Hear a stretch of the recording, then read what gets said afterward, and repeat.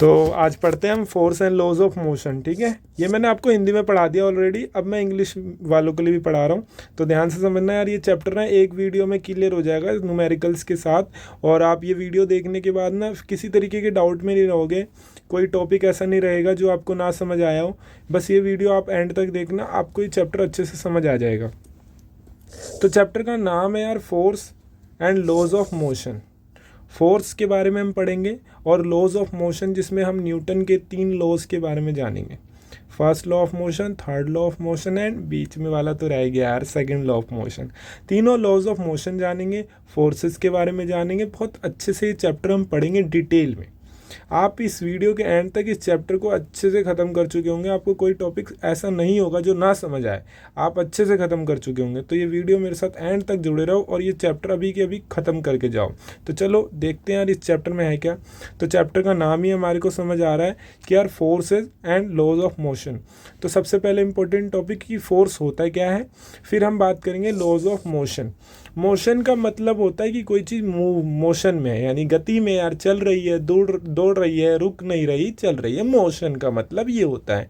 Force का मतलब बताऊंगा मैं आपको। तो ये सारी चीज़ें इस चैप्टर में हम बहुत आसानी से करेंगे। फोर्स का मतलब बस इतना सा होता है यार कि धक्का देना या खींचना। जब आप किसी चीज़ को धक्का देते हो या फिर किसी चीज़ को खींचते हो तो यानी आप उस पर फोर्स लगा रहे हो। देखो यहाँ पे डेफिनेशन लिखी है फोर्स। फोर्स होता है क्या है? It is the force that enable us to do any work. Force क्या है? एक ऐसी चीज़ है जो हमारे को कोई काम करने में, दैट इनेबल्स, हमारे को कोई काम करने में हेल्प करती है या उसको करने योग्य बनाती है। हमारे को कुछ भी करने के लिए, to do anything, either we pull और आर पुश। अच्छा, यहाँ पे वर्क का मतलब क्या है? साइंस में यार वर्क का मतलब क्या होता है? जब हम किसी चीज़ को मूव करते हैं तो मूव करने के लिए हमारे को या तो धक्का देना पड़ता है या खींचना पड़ता है। तो मूव हुई कब? जब हमने उस पर या तो धक्का दिया हमने उसको या हमने उसको खींचा। तो ये जो धक्का देना है और उसको खींचना है, यही क्या कहलाता है? फोर्स। अब आपको समझ आ गया भाई, पुल या पुश, है ना? पुल या पुश मीन्स फोर्स। आप किसी चीज़ को धक्का दो या खींचो, पुल या push means force. Either we pull, या तो हम खींचेंगे, पुल का मतलब खींचना, और पुश या फिर धक्का देंगे ऑब्जेक्ट को। तो पुल और पुश इज कॉल्ड फोर्स। देखा कितना आसान है कि जब हम किसी को धक्का देंगे या खींचेंगे जिससे वो बॉडी मूव होगी या फिर रुक जाएगी, तो इसी को हम क्या कहते हैं? फोर्स। पुल और पुश इज कॉल्ड फोर्स। आसानी से समझ आ गया आपको फोर्स। अब देखो कुछ एग्जाम्पल भी समझ लेते हैं यार। एग्जाम्पल समझ लेंगे ना तो हमारे को ये फोर्स और अच्छे से क्लियर हो जाएगा। टू ओपन अ डोर, हमारे को दरवाज़ा खोलना होता है तो या तो हम धक्का देते हैं, खींचते हैं। आप गए शोरूम वगैरह गए होंगे, दुकानों पे गए होंगे, वहाँ पे शीशे के गेट लगे होते हैं, तो आप बाहर की तरफ खींचते हो या अंदर की तरफ धक्का देते हो। तो डोर ओपन करने के लिए आइदर वी पुश और पुल इट, या तो हम उसे धक्का देते हैं, पुश करते हैं, या फिर पुल या खींचते हैं। ऐसी एक ड्रॉअर आप जब करोगे तो खींचोगे, बाहर की तरफ ओपन करोगे, और क्लोज करोगे तो पुश करोगे। Our drawer is pulled to open, खींचा जाता है, पुल्ड किया जाता है। एंड पुश टू क्लोज, और पुश्ड किया जाता है बंद करने के लिए। तो ये सारी चीज़ें थी। बेसिकली पुल और पुश को ही हम क्या कहते हैं? फोर्स कहते हैं, जिससे वो बॉडी या तो मूव हो जाएगी आगे की तरफ, पीछे की तरफ, या रुक जाएगी। अच्छा, इफेक्ट ऑफ फोर्स। फोर्स का प्रभाव क्या होता है? फोर्स से क्या इम्पैक्ट पड़ता है? वो फोर्स का इफेक्ट क्या होता है वो चीज़ जानेंगे। तो यहाँ पे 4-5 पॉइंट्स दे रखे हैं, उन 5 पॉइंट्स को मैं आपको अच्छे से समझाऊंगा, तो यार आप डिटेल में समझना। सबसे पहले फर्स्ट पॉइंट की बात करते हैं। जो फोर्स है, can move a stationary body और ऑब्जेक्ट। स्टेशनरी बॉडी या फिर ऑब्जेक्ट, स्टेशनरी बॉडी या फिर ऑब्जेक्ट, इसका मतलब क्या होता है? स्टेशनरी का मतलब होता है यार कोई चीज़ रेस्ट पे है, यानी कोई चीज़ रुकी हुई है, मूव नहीं कर रही, एक ही जगह बैठी हुई है, या स्टेट ऑफ रेस्ट में है वो, जैसे हमने चैप्टर 8 में देखा। तो फोर्स क्या कर सकता है? उसको मूव कर सकता है। जैसे एक फुटबॉल है, उसको आप किक करोगे तो सिंपल सी बात है, आप उसे किक करते हो तो एक तरह से पुश, धक्का देते हो उसे अपने किक के थ्रू, तो वो यार फुटबॉल रुकती कोई है, जैसे आप उसे लात मारते हो, किक करते हो तो मूव होने लगती है। तो हमारे को पता चलता है कि जो फोर्स है ना वो मूव कर सकता है स्टेशनरी बॉडीज या ऑब्जेक्ट को, यानी कोई अगर बॉडी रेस्ट पे है, रुकी हुई है, तो आप उस पर फोर्स लगाओगे तो वो मूव होने लगेगा। अच्छा, दूसरा पॉइंट क्या कहता है, force can stop a moving body. अगर कोई बॉडी मूव हो रही है, चलती जा रही है, मोशन में है, तो आप उसको स्टॉप कर सकते हो। किसकी हेल्प से? फोर्स की हेल्प से। फोर्स की हेल्प से आप उस मूविंग बॉडी को स्टॉप कर सकते हो। अब फॉर एग्जांपल अप्लाई करते हैं हम यार ब्रेक, तो जो रनिंग बाईसाइकिल है या रनिंग साइकिल है वो या रनिंग व्हीकल है, उस स्टॉप हो जाता है। भाई ब्रेक लगाओगे तो स्कूटी भी रुक जाती है। अब ऐसा नहीं करना, स्कूटी ब्रेक लगा लेना और साथ साथ रेस भी देते रहना, तो दुक दुक दुक दुक दुक दुक दुक करके वो दौड़ेगी। ठीक है, तो ब्रेक लगाओगे तो स्कूटी हो, बाइक हो, बाईसाइकिल हो, वो स्टॉप कर जाएगी। तो फोर्स ही है जो उसके टायर, उसके व्हील्स पे क्या लगता है, ब्रेक लगाता है। ब्रेक बेसिकली होता है क्या, जो हमारे व्हीकल के जो व्हील होते हैं उसके ऊपर फोर्स लगाया जाता है। ठीक है, और साइकिल में आपने देखा होगा ब्रेक कैसे होते हैं, उस टायर को ऐसे चिमटे जैसे होते हैं पकड़ते हैं, जिससे वो जो टायर है वो मूव करना स्लो हो जाता है, धीरे धीरे स्टॉप हो जाता है। तो फोर्स ही तो है वो जो व्हीकल को, रनिंग व्हीकल को या मूविंग बॉडी को स्टॉप कर देता है। अब बात करते हैं थर्ड पॉइंट की। तो यार थर्ड पॉइंट क्या कहता है, force can change the direction of a moving object. Direction means यार लेफ्ट आ रही थी राइट चली जाएगी, लेफ्ट आ रही थी राइट चली जाएगी, या फिर राइट आ रही थी लेफ्ट चली जाएगी। तो डायरेक्शन बॉडी का, मूविंग ऑब्जेक्ट का डायरेक्शन भी चेंज हो जाता है। जैसे यार हैंडल पकड़ते हैं हम साइकिल का और उसे मूव करते हैं ना, ऐसे ऐसे ऐसे मूव करते हैं, ऐसे ऐसे मूव करते हैं, ऐसे ऐसे मूव करते हैं, तो वो डायरेक्शन तो चेंज होती है। अब एग्जांपल देखो, अप्लाई करते हैं हम फोर्स और उसमें क्या होता है, moving handle, direction of running bicycle change हो जाती है। इसी तरीके से व्हीकल में स्टीयरिंग होता है, स्टीयरिंग, और स्टीयरिंग को ऐसे ऐसे घुमाते हैं गोल गोल, तो उसकी भी डायरेक्शन क्या होती है, चेंज हो जाती है। तो फोर्स से कोई मूविंग बॉडी का, मूविंग ऑब्जेक्ट का डायरेक्शन भी क्या हो जाता है, चेंज हो जाता है। अच्छा, फोर्थ पॉइंट क्या कहता है यार, force can change speed of a moving body. Speed of moving body का जो, अब स्पीड का मतलब कितनी तेज़ी से वो चल रही है। तो अगर जो फोर्स है, ब्रेक लगाओगे तो सिंपल सी बात है स्पीड कम हो जाएगी और रुक जाएगी, जीरो हो जाएगी। लेकिन अगर ब्रेक नहीं लगाओगे और रेस दे दोगे, एक्सिलरेशन दे दोगे, एक्सिलरेट कर दोगे, तो वो जो फोर्स है वो बढ़ जाएगा। जो इंजन है उस पर और फोर्स लगाएगा, व्हील्स पे, और वो बॉडी का जो स्पीड है, जो व्हीकल का जो स्पीड है, जो बोर्ड ऑब्जेक्ट, जो मूविंग ऑब्जेक्ट है, उसका स्पीड क्या हो जाएगा, फोर्स की वजह से इंक्रीज हो जाएगा। या फिर आप ब्रेक लगा दो तो वहाँ पे स्पीड रुक जाएगी। बाय एक्सिलरेटिंग, यानी रेस जो हम देते हैं बाइक में, स्कूटी में या फिर कार में, एक्सिलरेटिंग कहते हैं। The speed of running vehicle increase भी हो सकता है, और अगर ब्रेक लगाएंगे तो रनिंग व्हीकल का स्पीड डिक्रीज भी हो सकता है। ये मैंने आपको बता दिया। अब बात करते हैं फिफ्थ पॉइंट की। तो यार फिफ्थ पॉइंट क्या कहता है, force can change the shape and size. भाई शेप कैसे चेंज होगा, गुब्बारे को आप दबा दो, कोई भी चीज़ आप लेके उसको हथौड़े से पीट दो, तो फोर्स लगा रहे हो ना आप, तो उससे क्या होगा, शेप भी चेंज हो जाएगा, साइज भी चेंज हो जाएगा। आप एक ब्लॉक ऑफ मेटल लो, उसको हथौड़े से पीटने लगो, तो सिंपल सी बात है वो छोटा सा ब्लॉक ऑफ मेटल, लोहे का टुकड़ा, वो थिन सीट बन जाएगा। तो हैमरिंग से, अच्छा एक स्टोन ले लो, उसको हैमरिंग करो, हथौड़े से पीटो, तो वो स्टोन का जो पीस है वो ब्रोकन डाउन इनटू छोटे छोटे पार्टिकल्स में बदल जाएगा। समझ रहे हो? तो ये सब फोर्स के बारे में था, फोर्स से क्या क्या चीज़ें हो सकती हैं। अब फोर्स दो टाइप्स के होते हैं, उन दोनों टाइप्स की बात करते हैं। तो यार पहला क्या है, बैलेंस्ड फोर्स। दो टाइप के फोर्स है मेनली, ठीक है, इसके अलावा भी बहुत सारे फोर्स होते हैं, लेकिन अभी हम दो ही पढ़ रहे हैं, balanced force and unbalanced force. तो सबसे पहले बात करते हैं बैलेंस्ड। बैलेंस्ड का मतलब होता है संतुलित, है ना, या बैलेंस का मतलब नाम से ही समझ आ रहा है, जो दोनों तरफ से क्या हो, बराबर।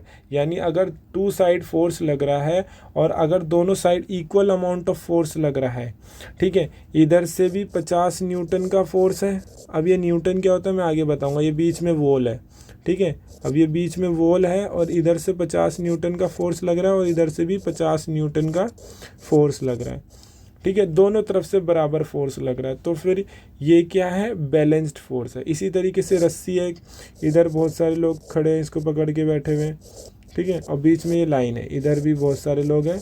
रस्सा खींच होता है ना गेम, तो वो लोग रस्सी खींच रहे हैं, ठीक है, इसी तरीके से और भी लोग बना देता हूँ मैं। तो ये रस्सा खींचे और बीच में ये लोग रस्सी खींच रहे हैं, ठीक है। अब दोनों तरफ से ना रस्सी इधर जा रही ना रस्सी उधर जा रही है ना, तो इससे क्या होगा, रस्सी जहाँ पे वहीं पे रहेगी। तो बेसिकली यहाँ पे बैलेंस्ड फोर्स काम कर रहा है। क्यों? क्योंकि दोनों तरफ से इक्वल अमाउंट ऑफ फोर्स काम कर रहा है। तो इफेक्ट क्या हो जाएगा, रिजल्टेंट अप्लाइड फोर्स क्या हो जाएगा, 0। देखो अब बात करते हैं पहले बैलेंस्ड। वैसे तो मैंने समझा दिया आपको, लेकिन यहाँ पे जो लिखा है वो भी मैं आपको बता देता हूँ। If the resultant of applied force is equal to 0, मतलब जब दोनों तरफ से फोर्स काम कर रहा है और उसका रिजल्टेंट दोनों का माइनस करके दोनों का अगर नेट देखा जाए तो 0 आ गया, तो रिजल्टेंट ऑफ अप्लाइड फोर्स क्या आ गया, 0। तो उसको बोलेंगे बैलेंस्ड फोर्स। जैसे कि एग्जांपल दे रखा है tug of war. Tug of war वही रस्सा खींच गेम होता है ना, रस्सा खींची। अगर दोनों टीम बोथ टीम अप्लाई करे सिमिलर मैग्नीट्यूड ऑफ फोर्स, यानी ये वाली टीम इधर खींच रही है और ये वाली टीम इधर खींच रही है, और दोनों इक्वल मैग्नीट्यूड या सिमिलर मैग्नीट्यूड यानी एक जैसी ताकत का फोर्स लगाएं, अपोजिट डायरेक्शन में लगा रहे हैं, तो रोप तो मूव करेगी नहीं, रस्सी मूव नहीं करेगी, ना रस्सी इधर जाएगी ना रस्सी इधर जाएगी। अब इससे होगा क्या, तो सिंपल सी बात है, 0 रहेगा, ना रस कोई जीतेगा ही नहीं, एक तरफ से तो ज़्यादा फोर्स लगना पड़ेगा। अच्छा, balanced force do not cause any change of state. अगर ये वहीं रस्सी रुकी हुई थी तो वहीं रुकी रहेगी, क्योंकि दोनों तरफ से इक्वल अपोजिट फोर्स लग रहा है, तो रस्सी मूव ही नहीं करेगी। तो बैलेंस्ड फोर्स जो होता है वो स्टेट ऑफ एन ऑब्जेक्ट को चेंज नहीं करता। क्यों? क्योंकि जो अगर रेस्ट में तो वो रेस्ट में रहेगा, मोशन में है तो मोशन में रहेगा। तो वहाँ पे बैलेंस्ड फोर्स कभी भी स्टेट ऑफ ऑब्जेक्ट को चेंज नहीं करता। स्टेट ऑफ ऑब्जेक्ट मतलब अगर वो ऑब्जेक्ट रेस्ट में, जैसे यहाँ पे रस्सा खींच गेम में जो रस्सा खींच गेम था उसमें क्या था, वो रस्सी रुकी हुई थी, ना टीम इस तरफ जा रही थी ना टीम इस तरफ जा रही थी, तो वह वैसे ही रहेगा, वो रेस्ट में ही रहेगा। लेकिन अगर कोई चीज़ मूव हो रही है और उस पर बैलेंस्ड फोर्स लग रहा है तब भी वो मूव हो रही है, तो वो मूव होती रहेगी। Balanced forces are equal in magnitude. Balanced forces होती तो इक्वल हैं लेकिन अपोजिट डायरेक्शन में। जैसे ये वाली फोर्स अगर इधर से लग रही, इस तरफ लग रही है, तो इधर से जो आएगी वो इस तरफ लगेगी, तो अपोजिट डायरेक्शन में होती है, लेकिन जो मैग्नीट्यूड होता है, जो ताकत होती है, वो इक्वल होती है बैलेंस्ड फोर्स की। Balanced forces can change, shape change कर सकती है, साइज चेंज कर सकती है ऑब्जेक्ट की, लेकिन स्टेट कभी चेंज नहीं करेगी। शेप चेंज हो जाएगी, साइज चेंज हो जाएगी ऑब्जेक्ट का। जैसे कि अगर आप एक बलून लो, ठीक है, और उसको ऊपर से भी दबाओ नीचे से भी दबाओ, तो देखोगे थोड़े देर में ये पतला हो जाएगा या फिर फूट जाएगा, तो जो शेप है उसकी चेंज हो गई। तो ये बैलेंस्ड फोर्सेस जो होती हैं वो शेप चेंज कर देती हैं, साइज भी चेंज कर देती है, लेकिन स्टेट ऑब्जेक्ट की नहीं चेंज करते। अगर ऑब्जेक्ट रेस्ट में था वो रेस्ट में ही रहेगा, मोशन में था तो मोशन में ही रहेगा। ये बैलेंस्ड फोर्स की बात है, जब दोनों तरफ से इक्वल मैग्नीट्यूड का फोर्स लगता है लेकिन अपोजिट डायरेक्शन में। अब बात करते हैं अनबैलेंस्ड फोर्स। अनबैलेंस्ड मतलब जैसे कि इधर से अगर 50 न्यूटन का फोर्स लग रहा है तो इधर से 70 न्यूटन, 80 न्यूटन या 40 न्यूटन या 20 न्यूटन, इधर से सेम इक्वल मैग्नीट्यूड का फोर्स नहीं लगेगा। दोनों तरफ से अनइक्वल मैग्नीट्यूड यानी बराबर ताकत का फोर्स नहीं लगेगा, एक तरफ से ज़्यादा ताकत का तो दूसरी तरफ कम ताकत का, इसलिए इसे कहा गया है अनबैलेंस्ड फोर्स। और यहाँ पे रिजल्टेंट जो अप्लाइड फोर्स का होगा वो 0 नहीं होगा, 0 से ग्रेटर होगा, बड़ा होगा, ठीक है। The forces are called unbalanced, क्योंकि एक तरफ से ज़्यादा फोर्स, ज़्यादा पावर का फोर्स लग रहा है। An object is in rest, अगर रेस्ट में होगा ना तो अनबैलेंस्ड फोर्स की वजह से वो मोशन में आ जाएगा, और अगर मोशन में होगा तो वो रेस्ट में आ जाएगा। लेकिन बैलेंस्ड फोर्स में ऐसा नहीं था, क्योंकि वहाँ पे मैंने आपको क्या बताया था, अगर वो रेस्ट में तो रेस्ट में रहेगा, मोशन में है तो मोशन में रहेगा। वहाँ पे स्टेट ऑफ ऑब्जेक्ट चेंज नहीं हो रही थी, लेकिन यहाँ पे स्टेट ऑफ ऑब्जेक्ट चेंज होता है। अगर बॉडी रेस्ट में था तो वो मूव हो सकता है, और मूव था तो रेस्ट में आ सकता है। अच्छा, अब अनबैलेंस्ड फोर्सेस क्या क्या चीज़ें कर सकती हैं, तो यहाँ पे कुछ पॉइंट्स दे रखे हैं, वो पॉइंट्स मैं आपको समझाता हूँ ताकि और अच्छे से आपको क्लियर हो जाए। मूव अ स्टेशनरी ऑब्जेक्ट, जैसे आप साइकिल लेके खड़े हुए थे, पीछे से आपके दोस्त ने धक्का दे दिया तो आप थोड़ा आगे जाके गिर गए गिरना नहीं, बट वो ठीक है, तो दोस्त की गलती थी। तो उससे क्या हुआ, आपको जैसे पीछे से धक्का दिया तो आप आगे चले गए, तो मूव कर दिया ना। स्टेशनरी ऑब्जेक्ट, पहले आप स्टेशनरी थे, आप रेस्ट पे थे, लेकिन जैसे धक्का दिया किसी ने पीछे से, पुश किया, तो आप आगे मूव कर गए, तो वो अनबैलेंस्ड फोर्स था। स्पीड इंक्रीज कर सकते हैं, आप आराम आराम से साइकिल चला रहे थे, आपका दोस्त आया और पीछे से आपको पकड़ के धक्का देने लग गया, तो आपकी स्पीड बढ़ गई। तो यहाँ पे अनबैलेंस्ड फोर्स ने क्या किया, स्पीड को इंक्रीज कर दिया। अच्छा, डिक्रीज भी तो कर सकता है, पीछे से आपका दोस्त पकड़ के आपको पीछे की तरफ खींचने लग गया और आप आगे जा रहे हो, तो वहाँ पे स्पीड क्या हो जाएंगी, डिक्रीज हो जाएंगी। या आगे से उसने बोला कि धीरे धीरे धीरे धीरे कर दिया आपकी स्पीड। तो जो अनबैलेंस फोर्स होता है, स्पीड को इंक्रीज भी कर सकता है, स्पीड को डिक्रीज भी कर सकता है, और स्टॉप भी तो कर सकता है। आप आराम से साइकिल चला के आ रहे थे, आपके दोस्त ने आगे से हैंडल पकड़ लिया, तो आप रुक गए, है ना, आपको रोकनी पड़ेगी साइकिल। तो अनबैलेंस्ड फोर्स स्टॉप भी कर सकता है मूविंग ऑब्जेक्ट को। और यहीं पे ये तो शेप भी चेंज करता है, साइज़ भी चेंज करता है। लेकिन बैलेंस्ड फोर्स में हमने देखा था कि यार अगर वो रेस्ट में तो रेस्ट में रहेगा, मोशन में तो मोशन में रहेगा। वहाँ पे बैलेंस्ड फोर्स जो था वो स्टेट ऑफ ऑब्जेक्ट नहीं चेंज कर रहा था, लेकिन वो शेप एंड साइज चेंज कर रहा था। यहाँ पे हम अगर अनबैलेंस्ड फोर्स की बात करें तो वो स्टेट ऑफ ऑब्जेक्ट भी चेंज कर रहा है और साथ साथ शेप भी चेंज कर रहा है, साइज भी चेंज कर रहा है। ठीक है, तो हमने बैलेंस्ड फोर्स समझा, अनबैलेंस्ड फोर्स समझा, फिर हमने फोर्स के बारे में और फोर्स क्या क्या कर सकता है वो समझा। अब हम बात करते हैं लॉज ऑफ मोशन के। अब बात करते हैं लॉज ऑफ मोशन की। ठीक है भाई, तो अब वो भी समझना है ध्यान से हमारे को। ठीक है, तो लॉज ऑफ मोशन बहुत बहुत इंपॉर्टेंट टॉपिक है, तो वो हम क्लियर करेंगे अब अच्छे से, तो ध्यान से समझना, वो भी आसान है। देखो, लॉज ऑफ मोशन में सबसे पहले हम न्यूटन्स लॉज ऑफ मोशन को समझने से पहले हम बात करते हैं गैलीलियो गैलीली की। अब ये गैलीलियो गैलीली क्या थे, देखो साइंटिस्ट थे, सीधी सी बात है यार।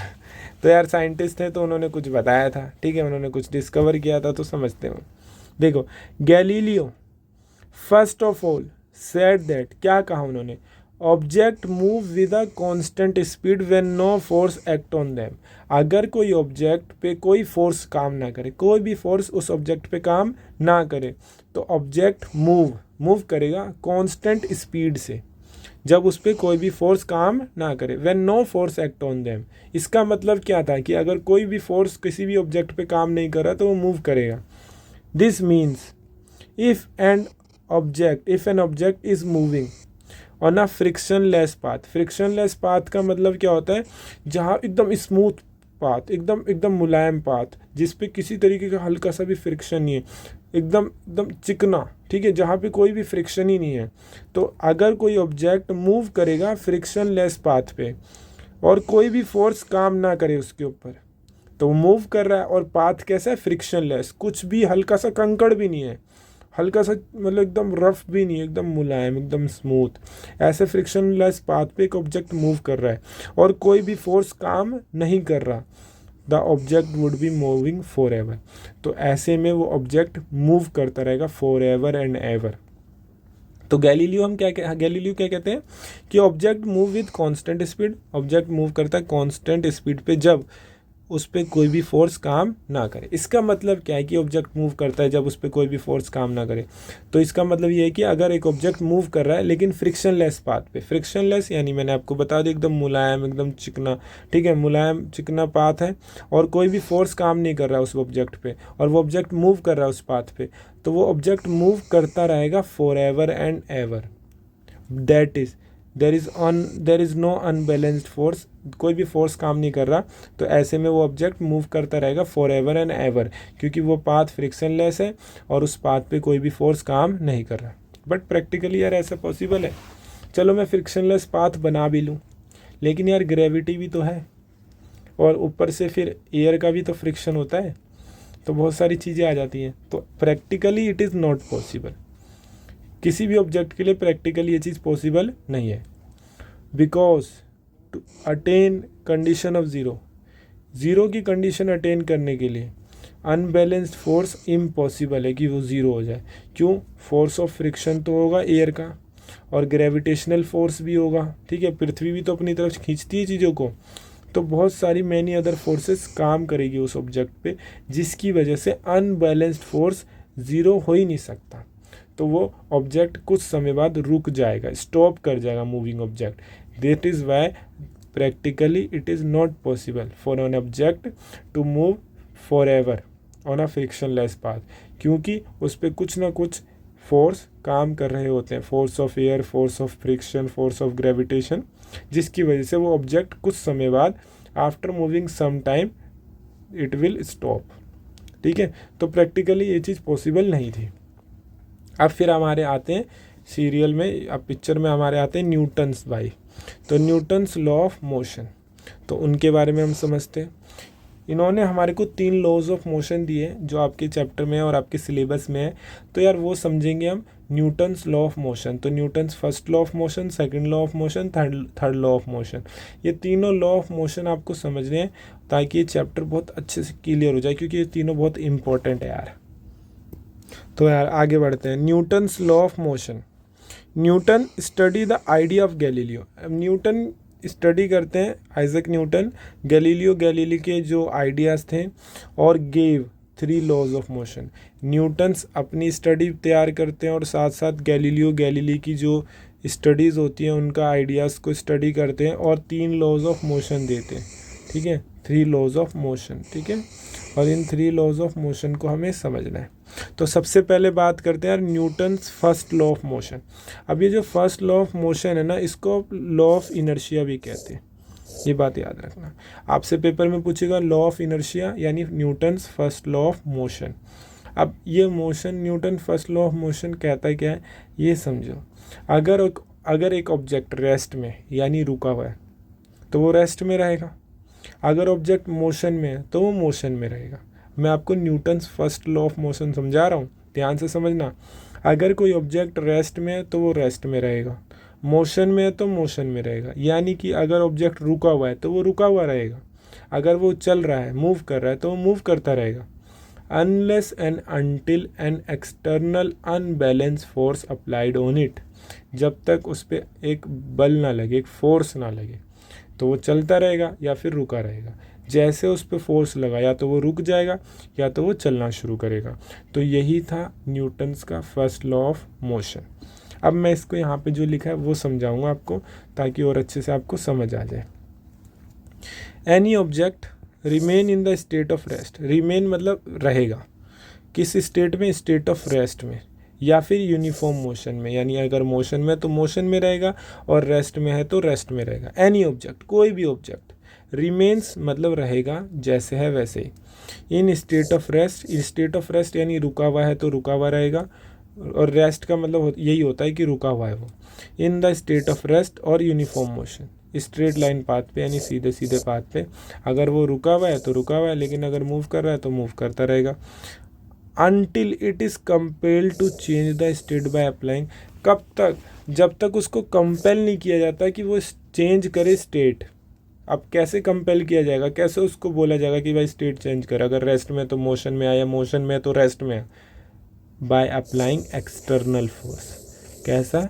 एक्सटर्नल फोर्स लगेगा जिसकी वजह से उसका जो स्टेट है वो चेंज हो जाएगा। यानी अगर वो रेस्ट में था तो मोशन में आ जाएगा, और मोशन में था तो रेस्ट में आ जाएगा। तो मैंने भी आपको यही बताया कि अगर एक ऑब्जेक्ट रेस्ट में तो वो रेस्ट में रहेगा, मोशन में तो मोशन में रहेगा। Unless and until an external unbalance force applied on it. अब बात करते हैं एक्सप्लेनेशन की। इसी ये जो हमने पढ़ा ना, ये जो हमने पढ़ा है न्यूटन्स का फर्स्ट लॉ ऑफ मोशन, इसका हम पढ़ेंगे, इसको हम पढ़ेंगे एक्सप्लेनेशन। देखो, if any object is in the state of rest, अगर कोई ऑब्जेक्ट स्टेट ऑफ रेस्ट में यानी अगर रुका हुआ है स्टिल पोजीशन में, then it will remain in rest, तो वो रेस्ट में रहेगा। इट विल रिमेन किस में? रेस्ट में रहेगा। Until a external force is applied to change it state. कब तक? अनटिल मतलब कब तक? जब तक उस पर एक्सटर्नल फोर्स ना लगे कि वो अपनी स्टेट को चेंज करे। यानी अगर कोई ऑब्जेक्ट रेस्ट में तो वो रेस्ट में रहेगा। कब तक? जब तक एक्सटर्नल फोर्स ना लगे उसकी स्टेट को चेंज करने में। सिमिलरली इसी की तरह एन ऑब्जेक्ट अगर मोशन में will remain in motion until कोई एक्सटर्नल फोर्स अप्लाइड ना किया जाए उसकी स्टेट को चेंज करने के लिए, तो वो मोशन में रहेगा। दिस मीन्स, इसका मतलब क्या है कि ऑल ऑब्जेक्ट रेजिस्ट करते हैं चेंजिंग देयर स्टेट। तो यानी कि यार फोर्स लगाना पड़ रहा है उसकी स्टेट को चेंज करने के लिए। यानी अगर वो रेस्ट में तो रेस्ट में रह रहा है, मोशन में तो मोशन में रह रहा है, यानी उसकी स्टेट को, रेस्ट या मोशन को चेंज करने के लिए हमें क्या लगाना पड़ रहा है, फोर्स लगाना पड़ रहा है। अब फोर्स लगाना पड़ रहा है यानी कि खुद से हमें रोकना पड़ रहा है, या ग्रेविटेशन उसको रोक रही है, या फ्रिक्शन उसको रोक रहा है, या फिर एयर का फ्रिक्शन उसे रोक रहा है, यानी फोर्स तो लग रहा है ना किसी तरीके से उसको, उसका स्टेट चेंज करने के लिए। इसका मतलब क्या है, इसका मतलब है कि वो ऑब्जेक्ट रेजिस्ट कर रहा है चेंज को। The state of any object can be change by applying external force only, क्योंकि फोर्स लगेगा तभी वो अपनी स्टेट को चेंज करे, यानी रेस्ट से मोशन में या मोशन से रेस्ट में आ रहा है तो वो रेजिस्ट कर रहा है चेंज को, और चेंज को रेजिस्ट कर रहा है, स्टेट ऑफ चेंज को, मतलब उसका स्टेट चेंज होने को वो क्या कर रहा है, रेजिस्ट कर रहा है, प्रतिरोध कर रहा है, इसलिए उसको फोर्स लगा के ये चीज़ करवाना पड़ रहा है हमें। तो समझ रहे हो ये चीज़ क्यों बताइए, पता है आपको, इनर्शिया के लिए। इनर्शिया का मतलब यही होता है, the tendency of an object to resist the change. ठीक है, तो लॉ ऑफ आपको law of motion, first law of motion समझ आ गया ना, कि अगर कोई ऑब्जेक्ट रेस्ट में तो रेस्ट में रहेगा, मोशन में तो मोशन में रहेगा, जब तक उस पर unless and until an external unbalance force applied on it.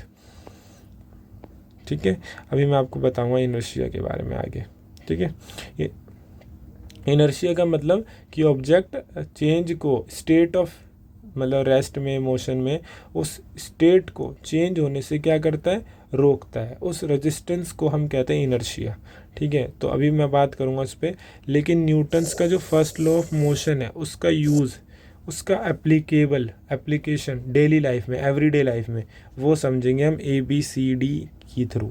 Point से 4 ये एग्जाम्पल दे रखे हैं जहाँ पे हम अपनी डेली लाइफ में Newton's first law of motion का यूज़ करते हैं। तो चलो वो भी समझते हैं।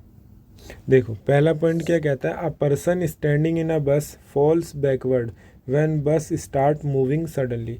जैसे आप बस में खड़े होते हो और आप देखते हो जैसे बस आगे चलना शुरू करते हो तो आप पीछे की तरफ जाते हो, है ना। ऐसा क्यों होता है, क्योंकि जब आप बस पे खड़े होते हो ना तो आपके जो पैर होते हैं, लेग्स होते हैं, वो घुटनों से नीचे वाला हिस्सा तो आपकी बस के साथ कांटेक्ट में होता है, और वो जैसे बस मूव करना शुरू करती है आप भी उस बस के साथ मूव करने लग जाते हो। लेकिन आपकी घुटने से ऊपर वाला जो हिस्सा होता है वो बस के कांटेक्ट में नहीं होता डायरेक्ट, जिसकी वजह से वो उसी पोजीशन में रहना चाहता है जिस पोजीशन में वो पहले था, लेकिन बस आगे जा रही है, और घुटनों से नीचे वाला हिस्सा वो बस के कांटेक्ट में तो वो भी आगे जा रहा है, इसलिए ऊपर वाला हिस्सा जो होता है पीछे की तरफ, हम पीछे की तरफ गिरते हैं। ठीक है, तो वही कह रहा है, अ पर्सन स्टैंडिंग इन अ बस, जैसे बस में अगर खड़ा है वो, तो बस में जब वो खड़ा है, स्टैंडिंग है, तो फॉल करता है बैकवर्ड, पीछे की तरफ गिरता है। व्हेन बस स्टार्ट मूविंग, जब बस स्टार्ट करता है मूव होना। दिस हैपन क्यों होता है, because person and the bus both are in rest.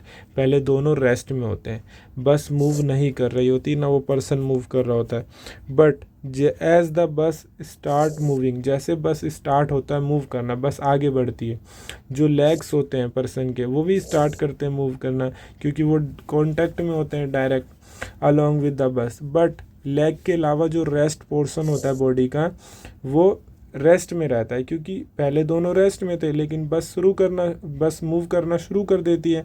Leg तो बस के कांटेक्ट में थे, उसके ऊपर वाला कांटेक्ट में ही नहीं था बस के डायरेक्ट, तो वो बस के साथ मूव करने लगता है लेग वाला हिस्सा।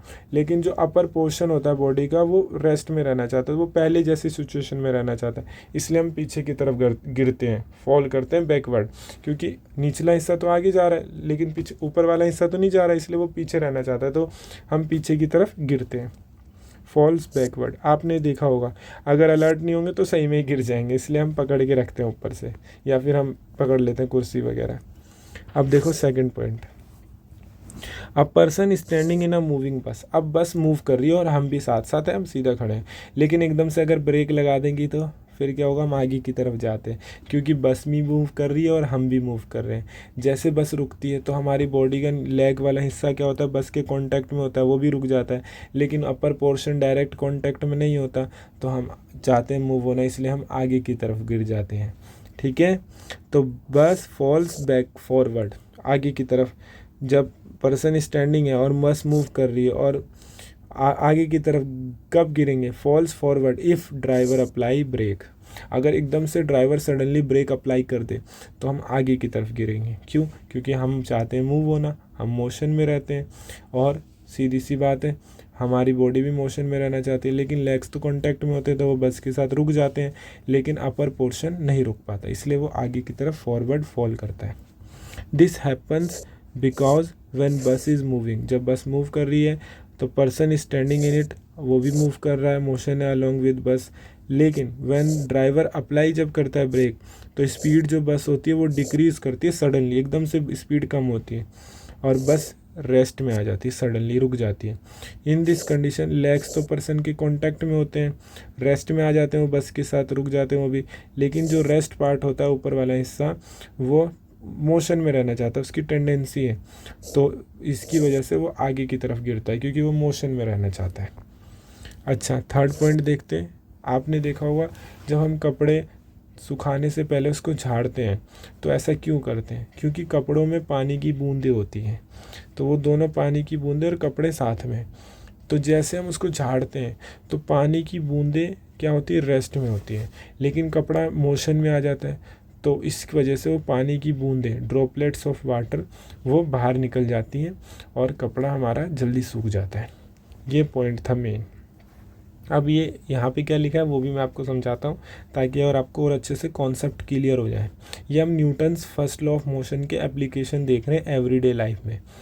बिफोर हैंगिंग वेट क्लॉथ, गीले क्लॉथ को हैंग करने से पहले लॉन्ड्री लाइन यानी रस्सी पे, usually many jerks are given to the cloth to get dried quickly, ताकि वो जल्दी सूख जाए उनको जर्क्स दिए जाते हैं यानी झटके दिए जाते हैं। Because of jerks droplets of water from the pores of the cloth falls on the ground and reduce the amount of water in a cloth, dries them quickly। जैसे हम झटके देते हैं तो वो पोर्स के अंदर जो वाटर ड्रॉपलेट्स होते हैं वो ग्राउंड पे गिर जाते हैं, जिससे क्लॉथ में अमाउंट ऑफ वाटर क्या होता है? रिड्यूस हो जाता है, जिससे हमारे कपड़े जल्दी सूख जाते हैं। दिस हैपन्स बिकॉज जब हम सडनली क्लॉथ को मोशन में लाते हैं, जैसे हम झटका देते हैं तो कपड़ा तो मोशन में आ जाता है, वाटर ड्रॉपलेट्स कैसी टेंडेंसी होती है? रेस्ट में रहने की, तो वो सेपरेट हो जाते हैं। जैसे हम झटका देते हैं तो वो सेपरेट हो जाते हैं कपड़े से, क्योंकि वो रेस्ट में रहना चाहते हैं और कपड़ा मोशन में आ जाता है, इसलिए वो गिर जाते हैं ग्राउंड पे और हमारे कपड़े में से पानी का अमाउंट कम हो जाता है और जल्दी सूख जाता है। अब बात करते हैं फोर्थ पॉइंट पे। फोर्थ पॉइंट क्या कहता है? When the pile of, carrom board खेला आपने? हम सजाते थे पीली वाली गोटी, काली वाली गोटी ऊपर रखते थे क्वीन, जैसे हम नीचे से गोटी निकालते थे ऊपर वाली सारी गोटी उसी लाइन से नीचे आ जाती थी। तो ये था, तो आपने देखा जिस गोटी पे फोर्स लगता था वो गोटी बाहर निकल के आगे जाती थी और बाकी गोटियाँ नीचे आ जाती थी, है ना? तो वही चीज़ बताया यहाँ पे भी। व्हेन पाइल ऑफ कॉइन, यानी जो गोटियाँ होती है कैरम बोर्ड पे हिट करते हैं उसको स्ट्राइकर से, तो जो बॉटम पे होती है बस वही मूव करती है, बाकी सबको वैसे ही छोड़ के, रेस्ट पे छोड़ के। दिस हैपन, क्यों?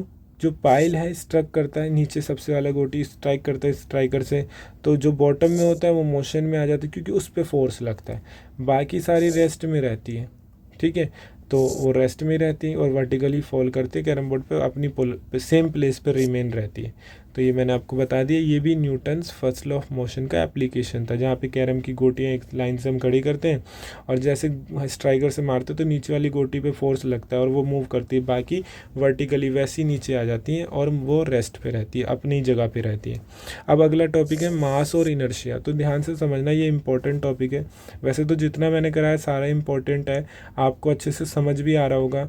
कोई टॉपिक अगर बुक से या किसी और बुक से या कोई क्वेश्चन डाउट है तो आप मेरे से कमेंट बॉक्स पे या इंस्टाग्राम पे आप मुझे मैसेज कर सकते हो। तो अब मैं बताता हूँ आपको मास और इनर्शिया की बात। तो यार बात करते हैं मास की। मास का मतलब वेट, ठीक है?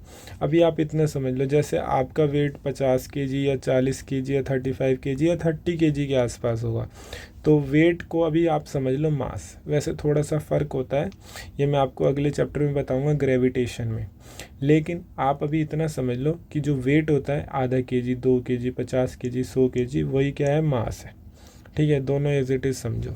और इनर्शिया, दोनों बहुत ज़्यादा एक दूसरे से रिश्तेदार हैं, मिले जुले हैं। तो आप ध्यान से समझना, आपको बहुत अच्छे से समझ आएगा। मास के बारे में तो आप समझ गए। देखो, the property of an object because of which it resist to get disturb its state is called inertia. मतलब एक ऑब्जेक्ट है, वो रेस्ट में तो रेस्ट में रहना चाहता है, मोशन में तो मोशन में रहना चाहता है, वो रुक अब देखो रेस्ट में तो वो मोशन में नहीं आना चाहता और मोशन में तो वो रेस्ट में नहीं आना चाहता। तो इस टेंडेंसी को, जो टेंडेंसी, जो आदत, जो टेंडेंसी है, जो हैबिट बन चुकी है कि भाई अगर रेस्ट में तो रेस्ट में रहेगा, मोशन में तो मोशन में रहेगा, इस टेंडेंसी को, है ना, रेजिस्ट करना ही क्या कहलाता है, इनर्शिया कहलाता है। कि अगर वो ऑब्जेक्ट रेस्ट में तो रेस्ट में रहेगा, मोशन में तो मोशन में रहेगा, ये उसकी टेंडेंसी है कि वो चेंज को रेजिस्ट करता है, प्रतिरोध करता है, मना करता है कि भाई मैं नहीं आना चाहता, मैं रेस्ट में हूँ, रेस्ट में रहने दो, मोशन में तो मोशन में रहने दो। वो चेंज को रेजिस्ट करता है। इसी रेजिस्ट करने की प्रॉपर्टी को हम कहते हैं इनर्शिया। अब इसका डायरेक्ट कांटेक्ट होता है मास के साथ, यानी वेट के साथ। अब आधी किलो की थैली में आधा किलो, मतलब आधा किलो की थैली थी आटे की, आपने तुरंत काली उंगली से उठा के उसको ऐसे कर दिया साइड, फिर 1 किलो की वो मैंने थैली रखी, तो आपने बोला कोई नहीं, मैं इसे भी एक उंगली से या एक उंगली से उठा के साइड कर दूंगा, कर दिया आपने। फिर मैंने 5 किलो की रख दी, आप बोले नहीं सर, फिर तो मैं 2 उंगली का यूज़ करूँगा। मैं 50 किलो की, फिर आप पूरा शरीर ही यूज़ करोगे। फिर मेरा 100 किलो, आप छोड़ दो सर, साइड हो जाओ।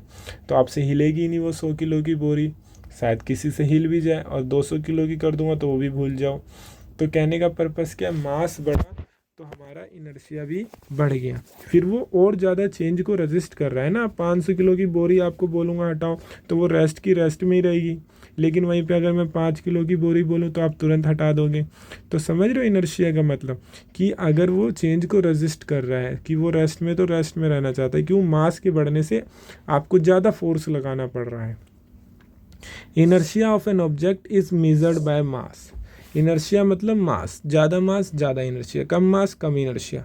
क्योंकि जिसका मास कम था, जिसका वेट कम था, आप तो उसको इजीली रोक दे रहे थे, या मूव कर दे रहे थे, मूव कर दे रहे थे, चला दे रहे थे, उसको आगे हटा दे रहे थे। लेकिन जैसे मास बढ़ा, आप उसको मूव नहीं कर पा रहे। Inertia is directly proportional to mass. Directly proportional मतलब सीधा सीधा रिश्ता। ये रिश्ता कैसा कहलाता है, ये रिश्ता सीधा सीधा कहलाता है। यानी inertia directly proportional to mass, यानी मास बढ़ेगा इनर्शिया बढ़ेगा, मास घटेगा तो इनर्शिया भी घटेगा। This means increase with increase in mass. Inertia increase करता है इंक्रीज इन मास से, और डिक्रीज करता है डिक्रीज इन मास से। यानी मास डिक्रीज हुआ तो इनर्शिया भी डिक्रीज हो गया, मास इंक्रीज हुआ तो इनर्शिया भी इंक्रीज हो गया। अ हैवी ऑब्जेक्ट ज़्यादा इनर्शिया होगा लाइटर वन से, लाइटर वन मतलब हल्के से, भारी में ज़्यादा इनर्शिया होगा। इन अदर वर्ड्स, ना नेचुरल टेंडेंसी, टेंडेंसी मतलब वही आदत कह सकते हो आप, जो नेचुरल टेंडेंसी है ऑब्जेक्ट की, जहाँ पे वो रेजिस्ट करता है, प्रतिरोध करता है चेंज इन स्टेट। यानी अगर मोशन में है तो मोशन में रहेगा, रेस्ट में है तो रेस्ट में रहेगा। तो उस टेंडेंसी को जो रेजिस्ट कर रही है चेंज होने को, अपनी स्टेट को, उसी टेंडेंसी को कहते हैं हम इनर्शिया। आगे आपको अच्छे से समझ में वेरी गुड। अब देखो, एक हैवी ऑब्जेक्ट है, उसका इनर्शिया ज़्यादा होगा, डिफ़िकल्ट है उसको धक्का देना है, उसको खींचना। लेकिन अगर ऑब्जेक्ट लाइट है, हल्का है, तो उसको इजीली धक्का दे सकते हैं, खींच सकते हैं। हैवी बॉक्स को खींचना, पुल करना, पुश करना ज़्यादा मुश्किल होता है लाइटर वन के मुकाबले। इसलिए इनर्शिया हैवी ऑब्जेक्ट का ज़्यादा होता है, लाइटर ऑब्जेक्ट का कम होता है। अब बात करेंगे मोमेंटम की, तो ध्यान से समझना है यार। बात करते हैं मोमेंटम। मोमेंटम क्या होता है, इसे हिंदी में संवेग कहते हैं, लेकिन हम हिंदी में नहीं पढ़ रहे हैं, हम इंग्लिश में पढ़ रहे हैं। तो मोमेंटम का मतलब power of motion of an object. यानी अगर कोई चीज़, एक देखो, जब कोई ऑब्जेक्ट मोशन में होता है तो उसमें दो चीज़ें होती है। मोशन में यानी चल रहा है, यानी फेंक के मार रहे हैं हम किसी को। तो मोशन में यानी एक उसकी स्पीड और एक उसका वेट, है ना। अगर ज़्यादा वेट की चीज़ ज़्यादा कस के फेंक के मार दी तो बस ख़त्म है बंदा। अगर छोटी सी चीज़ कस के मार दी तो भी बंदा ख़त्म, जैसे बंदूक की गोली, ठीक है, और खेल दी खून की होली। मजाक कर रहा हूँ बट समझाने के लिए। तो ऑब्जेक्ट छोटा है, हल्का है, लेकिन उसका स्पीड बहुत ज़्यादा है तो भी खतरनाक है। भारी है, थोड़ा बहुत स्पीड भी कम है तो भी खतरनाक है। इफ़ेक्ट तो ज़्यादा आएगा ही आएगा। तो मोमेंटम क्या है, पावर है किसी ऑब्जेक्ट की मोशन की। यानी अगर कोई ऑब्जेक्ट मोशन में तो उसकी पावर को ही हम क्या कहते हैं, मोमेंटम कहते हैं। The product of velocity, velocity आपको पता है यार 8वें चैप्टर में आपने पढ़ा है। वेलोसिटी का मतलब इतना समझ लो, अगर कोई ये वीडियो पहली बार देख रहा है और डायरेक्ट 9th चैप्टर कर रहा है, वेलोसिटी का मतलब समझ लो speed. The product of velocity and mass, दो चीज़ों का प्रोडक्ट, वेलोसिटी और मास, या फिर कह लो मास इनटू में वेलोसिटी का प्रोडक्ट ही क्या कहलाता है, मोमेंटम। यानी मोमेंटम अगर आपको निकालना है तो मास इनटू में वेलोसिटी। मोमेंटम को हम पी से डिनोट करते हैं, किससे, पी से। तो अगर आपको पी निकालना है यानी मोमेंटम निकालना है ऑब्जेक्ट का, तो मोमेंटम निकालने के लिए मास इनटू में वेलोसिटी। अब देखो मोमेंटम दो चीज़ों से मिलकर बना है, मास और वेलोसिटी, ठीक है। तो सिंपल सी बात है, पी से हमारा मोमेंटम, एम से मास ऑब्जेक्ट का, वी से वेलोसिटी। अब देखो कुछ एक्सप्लेनेशन दे रखे हैं ताकि आप मोमेंटम को अच्छे से समझ सको, ताकि आपके दिमाग में मोमेंटम का जो कॉन्सेप्ट ईजी सा है मैंने आपको समझा ही दिया, बट और अच्छे से क्लियर हो सके। तो ध्यान से समझो। अ पर्सन गेट इंजर्ड, चोट लग जाती है ना, in the case of hitting by a moving object. कोई ऑब्जेक्ट मूव हो रहा था, उससे उस पर्सन को हिट, चोट लग गई, टकरा गया, तो इंजर्ड हो जाएगा, डैमेज हो जाएगा, चोट लग जाएगी। जैसे स्टोन हो सकता है, किसी ने फेंक के मार दिया तो सर फूट सकता है, पेबल्स, एनीथिंग जो कि अगर मोमेंटम की वजह से उससे इंजर्ड हो सकता है वो person. Even a small bullet, बंदूक की गोली किल कर सकती है पर्सन को जब उसको गन से फायर करेंगे। क्यों? क्योंकि उसका मास तो कम है लेकिन वेलोसिटी इतनी ज़्यादा है जिसकी वजह से उसका इफेक्ट बहुत ज़्यादा आएगा और पर्सन यहाँ तक कि किल हो सकता है। वेलोसिटी बहुत ज़्यादा हाई होती है उस छोटी सी गोली की, छोटी सी बुलेट की। अ पर्सन गेट इंजर्ड, चोट लग सकती है, when hitting by a moving vehicle, जब कोई व्हीकल मूव हो रहा है बाइक या स्कूटी से तो वो इंजर्ड हो सकता है। क्यों? क्योंकि मोमेंटम जो व्हीकल का मास और वेलोसिटी के हिसाब से है। मास भी ज़्यादा होता है, वेलोसिटी अगर ज़्यादा है तो भी बहुत ज़्यादा फैटल हो सकता है, मौत भी आ सकती है अगर इंजर्ड होता है और बहुत ज़्यादा स्पीड होती है तो ये मोमेंटम के एग्जाम्पल है जहाँ पे दो चीज़ों का इफेक्ट दिखाया जा रहा है, मास और वेलोसिटी का। अगर समझ लो, देखो मोमेंटम क्या formula, P is equal to m into में वी। तो दो चीज़ों को गुना करेंगे, लेकिन मान लो अगर दो चीज़ें हैं, दोनों की वेलोसिटी सेम है, यानी अगर दोनों की स्पीड सेम है, 2 मीटर पर सेकंड 2 मीटर पर सेकंड, तो दोनों की स्पीड तो सेम है। अब अगर मोमेंटम बढ़ेगा तो किसकी वजह से बढ़ेगा? तो यार वो बढ़ेगा मास की वजह से। अगर मास ज़्यादा हो गया तो मोमेंटम क्या हो जाएगा? ज़्यादा। जिसका मास ज़्यादा उसका मोमेंटम ज़्यादा, क्योंकि दोनों की स्पीड तो सेम है ना। और दोनों को मल्टीप्लाई करेंगे ना, मास और वेलोसिटी को, और वेलोसिटी तो सेम है, तो अगर दोनों में से जिसका मास ज़्यादा होगा उसका मोमेंटम भी ज़्यादा होगा। इसका अपोजिट इस तरीके से भी देख सकते हो आप। अगर मान लो दो ऑब्जेक्ट हैं और दोनों का मास सेम है, मास सेम है लेकिन वेलोसिटी सेम नहीं है, तो फिर यहाँ पे जो मोमेंटम होगा, वो मास तो दोनों का सेम है लेकिन फिर मोमेंटम किस पे डिपेंड करेगा? वेलोसिटी पे। ठीक है, तो चलो अब आगे देखते हैं। अब ये पॉइंट क्या कह रहा है? मोमेंटम, मास और वेलोसिटी, मतलब मोमेंटम में जो होता है दो चीज़ें कॉमन होती है, मास और वेलोसिटी। मोमेंटम में इन दोनों चीज़ों का क्या रोल है वो हम समझेंगे इन 4 पॉइंट्स के थ्रू, ताकि मोमेंटम का टॉपिक जो है वो अच्छे से क्रिस्टल क्लियर हो जाए आपका, और आपको बहुत अच्छे से समझ आएंगी ये चीज़ें, और बहुत ईजी भी हैं। तो चलो समझते हैं। पहला पॉइंट हमारे को क्या आता है? सिंस मोमेंटम क्या है? प्रोडक्ट है मास और वेलोसिटी का। अब मोमेंटम दो चीज़ों से मिलकर बना हुआ है, मास और वेलोसिटी से, यानी कि P is equal to m into में वी, मास इंटू में velocity of an object. This means momentum directly, अब देखो डायरेक्टली प्रोपोर्शनल कब कहते हैं हम? जब वो सीधा सीधा हो। तो P is equal to m into में वी, तो P के सामने है ना एम इंटू में वी, यानी जो P है यानी मोमेंटम जो है वो डायरेक्टली प्रोपोर्शनल है मास एंड वेलोसिटी का। लेकिन अगर यहाँ पे जैसे मान लो एक्सीलरेशन नीचे हो जाता, वैसा है नहीं, ना होगा, ऐसा फार्मूला नहीं होगा। अगर ये चीज़ नीचे हो जाता, P is equal to m v upon में, तो हम एक एक्सीलरेशन के इनडायरेक्टली या इन्वर्सली प्रोपोर्शनल होता। ठीक है, और डायरेक्टली प्रोपोर्शनल का मतलब क्या होता है कि अगर m बढ़ जाए या फिर v बढ़ जाए तो P भी बढ़ेगा, और अगर m घट जाए या v घट जाए तो P भी घटेगा। ये बात याद रखना, डायरेक्टली प्रोपोर्शनल का। और इन्वर्सली प्रोपोर्शनल का मतलब होता है उल्टा, अगर एक चीज़ बढ़ेगी तो दूसरी चीज़ घटेगी। तो यार यहाँ पे ना ए नहीं है, वो मैं बस आपको समझाने के लिए बताया कि अगर नीचे होता फ्रैक्शन में तो वो इन्वर्सली प्रोपोर्शनल, यहाँ सीधा सीधा है इसलिए उसको बोला गया है डायरेक्टली प्रोपोर्शनल। मोमेंटम इंक्रीज होता है या तो मास बढ़ जाए, इंक्रीज ऑफ आइदर मास या फिर वेलोसिटी, दोनों में से कोई एक बढ़ जाए तो मोमेंटम बढ़ जाता है।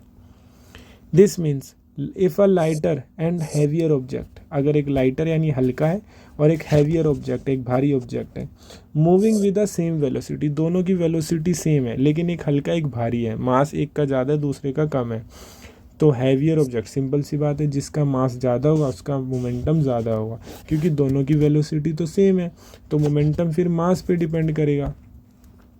Even if a small object moving, बहुत ज़्यादा ग्रेट वेलोसिटी से मूव कर रहा है एक छोटा सा स्मॉल ऑब्जेक्ट, इट हैज़ ट्रीमेंडियस, बहुत ज़्यादा मोमेंटम होगा उसका, क्योंकि स्पीड बहुत ज़्यादा, ग्रेट वेलोसिटी है उसकी, स्पीड बहुत ज़्यादा हाई है। एंड बिकॉज ऑफ मोमेंटम, ये हार्म बहुत पहुंचाएगा, नुकसान बहुत पहुंचा सकता है। आप एग्जाम्पल ले सकते हो बुलेट का, बंदूक की गोली का। लिटिल मास, छोटा सा मास होता है, कुछ ग्राम की गोली होती है, लेकिन वो पर्सन को किल कर देती है, बंदूक से फायर करते हैं। क्यों? क्योंकि उसकी जो वेलोसिटी होती है वो बहुत ज़्यादा हाई होती है। यूजुअली जो रोड एक्सीडेंट होते हैं वो बहुत ज़्यादा फैटल होते हैं, यानी मौत आ सकती है, और आती भी है, बहुत सारे प्रूव करते हैं फैटल यानी मौत आ जाती है। बिकॉज, क्योंकि हाई स्पीड में होते हैं व्हीकल, और जिससे एक्सीडेंट होता है जिसकी वजह से उस बंदे की शॉर्ट सर्किट में यानी मौत। दिस हैपन्स बिकॉज व्हीकल जो होते हैं हाई स्पीड से मूव करेंगे तो मोमेंटम ज़्यादा होगा, और जो कम स्पीड में चलेंगे व्हीकल उसके कंपैरिजन में जो हाई स्पीड में होगा, जिसकी स्पीड ज़्यादा है उसका मोमेंटम ज़्यादा होगा, जिसकी वजह से वह एक्सीडेंट फैटल प्रूव होते हैं, यानी कि उससे काफ़ी लोगों की मौत हो सकती है और होती भी है। अब हम बात करते हैं अगले पॉइंट की, momentum of an object with is in state of rest.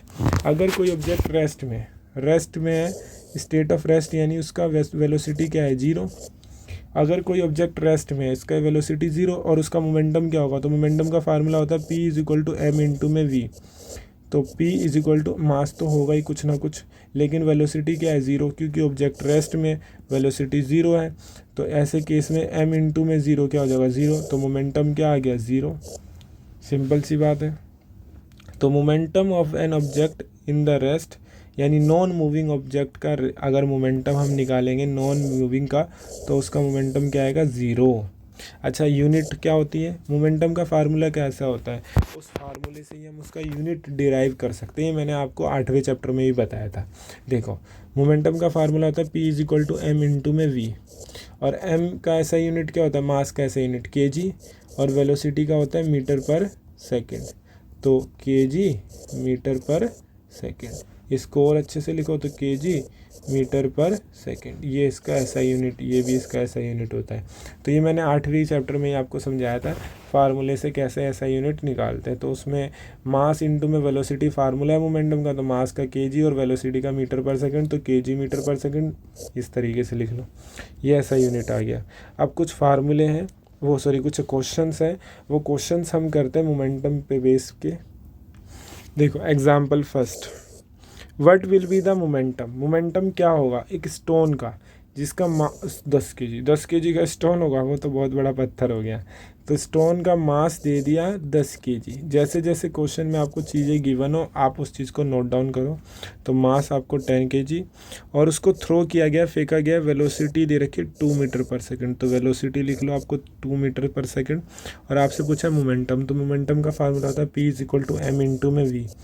तो मास कितना है 10 kg, और वेलोसिटी क्या है 2 मीटर पर सेकेंड, तो 10 to 20 kg metre per second, ये इसका मोमेंटम आ गया। देखो आ गया ना। अच्छा, एक और क्वेश्चन है, the mass of goods lorry 4000 kg। तो एक लॉरी है, लॉरी मतलब जिस पे सामान लोड होता है, उसका मास दे दिया है 4000 kg, और मास ऑफ गुड्स लोडेड, जो उस पे मास, जो उस पे गुड्स जो लोडेड है, जो गुड्स का मतलब सामान, जो उस पे सामान लोडेड है उसका मास है 20,000 kg। यानी एक गाड़ी है, उसके पहिए बना देता हूँ मैं, ठीक है, उस पे 4,000 का 4,000 ये लोड है। तो ये जो सामान लोड है ना, इस सामान का वेट है 20,000 kg। और ये जो गाड़ी है ना, ये जो गाड़ी है, ये इस गाड़ी का वेट है 4,000 kg। यानी दोनों का कंबाइन वेट कितना हो गया, 24,000 kg। क्योंकि लोरी है, वो लोरी जिस पे, लोरी मतलब समझते हो ना, जिस पे ट्रैक्टर वगैरह समझ लो, जिस पे सामान लोड होता है ट्रैक्टर पे, तो ट्रैक्टर को कहते हैं लोरी, ठीक है। और उस पे जो सामान लोड है उस 20,000 kg का है। तो टोटल वेट कितना हो गया, 24,000 kg। और उसकी वेलोसिटी है 2 मीटर पर सेकेंड, ठीक है। तो इसका क्या निकालना है, मोमेंटम। तो सिंपल सी बात है, देखो यहाँ पे mass of lorry 4,000 kg, mass of goods on the lorry is 20,000 kg। Total mass जो होगा लॉरी का वो कितना होगा, 24,000 kg। और वेलोसिटी आपको दे दिया 2 मीटर पर सेकेंड। तो मोमेंटम क्या होता है, मास इंटू में वेलोसिटी, यानी 24,000 इंटू में 2 मीटर, यानी 48,000 kg मीटर पर सेकेंड। अच्छा, एक और एग्जांपल है, वो भी हम पढ़ लेते हैं, कर लेते हैं solve. Example third, a car having mass है कार का कितना, 1,000 kg। और उस मूव कर रहा है 0.5 मीटर पर सेकेंड। तो वेलोसिटी भी दे दिया, मास भी दे दिया, दोनों को मल्टीप्लाई कर दो यार, simple 500 kg metre per second. तो इतना आसान है, मास और वेलोसिटी को मल्टीप्लाई करना, मोमेंटम आ जाएगा आंसर। अब बात करेंगे सेकेंड लॉ ऑफ मोशन की, न्यूटन सेकंड लॉ। देखो, rate of change of momentum, जो रेट है किसमें, change of momentum. Change of momentum यानी मान लो पहले मोमेंटम कुछ और था, बाद में कुछ और हो गया। तो पहले इनिशियल मोमेंटम कुछ और होगा, फाइनल मोमेंटम कुछ और हो गया। पहले कोई ऑब्जेक्ट था, उसका वेट था कुछ और, उसको किसी और वेलोसिटी से फेंका, थ्रो किया, बाद में उसी ऑब्जेक्ट को किसी और वेलोसिटी से मूव किया, तो बेसिकली उसका मोमेंटम चेंज हो गया। पहले इनिशियल मोमेंटम कुछ और था और फाइनल मोमेंटम कुछ और हो गया। तो जो चेंज ऑफ मोमेंटम का जो रेट है, किस रेट से वो मोमेंटम चेंज होगा, किसी भी ऑब्जेक्ट का जो मोमेंटम है वो किस रेट से चेंज होगा, वो प्रोपोर्शनल है, डायरेक्टली प्रोपोर्शनल है अप्लाइड अनबैलेंस फोर्स। जितना ज़्यादा हम फोर्स लगाएंगे उसका rate of change of momentum उसी हिसाब से चेंज होगा, ठीक है। जिस डायरेक्शन में फोर्स लगेगा उस डायरेक्शन में।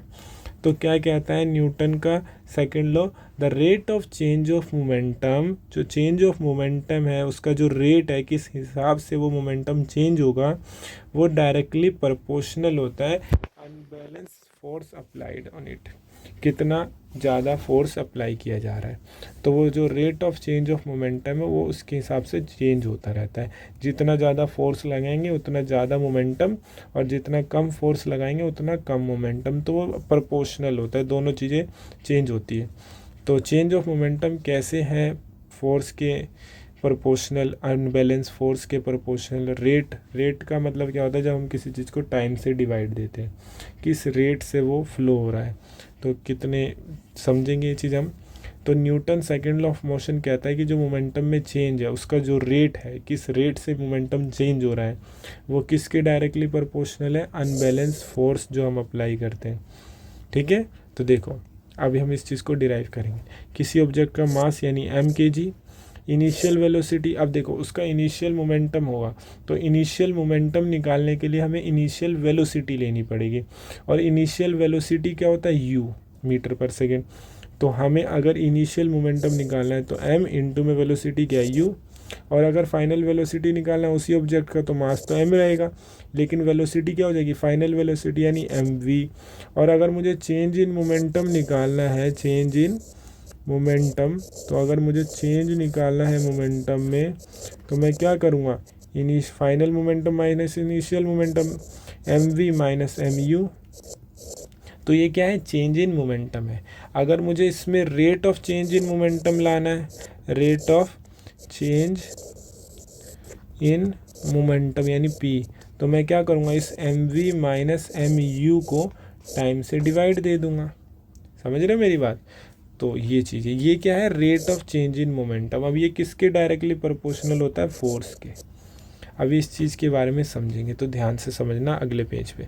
तो देखो इनिशियल मोमेंटम यानी P1 मान लिया इसने, एम यू कैसे आया मैंने बताया, मास तो वही रहेगा, लेकिन इनिशियल मोमेंटम निकाल रहे हैं तो इनिशियल वेलोसिटी लेंगे, इसलिए यू। तो इनिशियल मोमेंटम एम और फाइनल मोमेंटम यानी कि फाइनल वेलोसिटी यानी कि वी, तो एम तो एम और एम अगर मुझे निकालना है चेंज इन मोमेंटम, तो final momentum minus initial momentum यानी M we minus M U. अब दोनों में m कॉमन है तो m बाहर निकाल लिया, तो एम वी माइनस यू। और ये क्या है, बेसिकली ये है आपका चेंज इन मोमेंटम। लेकिन अगर मुझे rate of change in momentum निकालना है, तो रेट जब बात करेंगे रेट की, तो टाइम से डिवाइड देंगे किसको, चेंज इन मोमेंटम को, क्योंकि चेंज इन मोमेंटम का रेट निकाल रहे हैं, तो जिसका भी रेट निकाल रहे हैं उसको टाइम से डिवाइड दे दो, तो रेट आ जाता है उसका।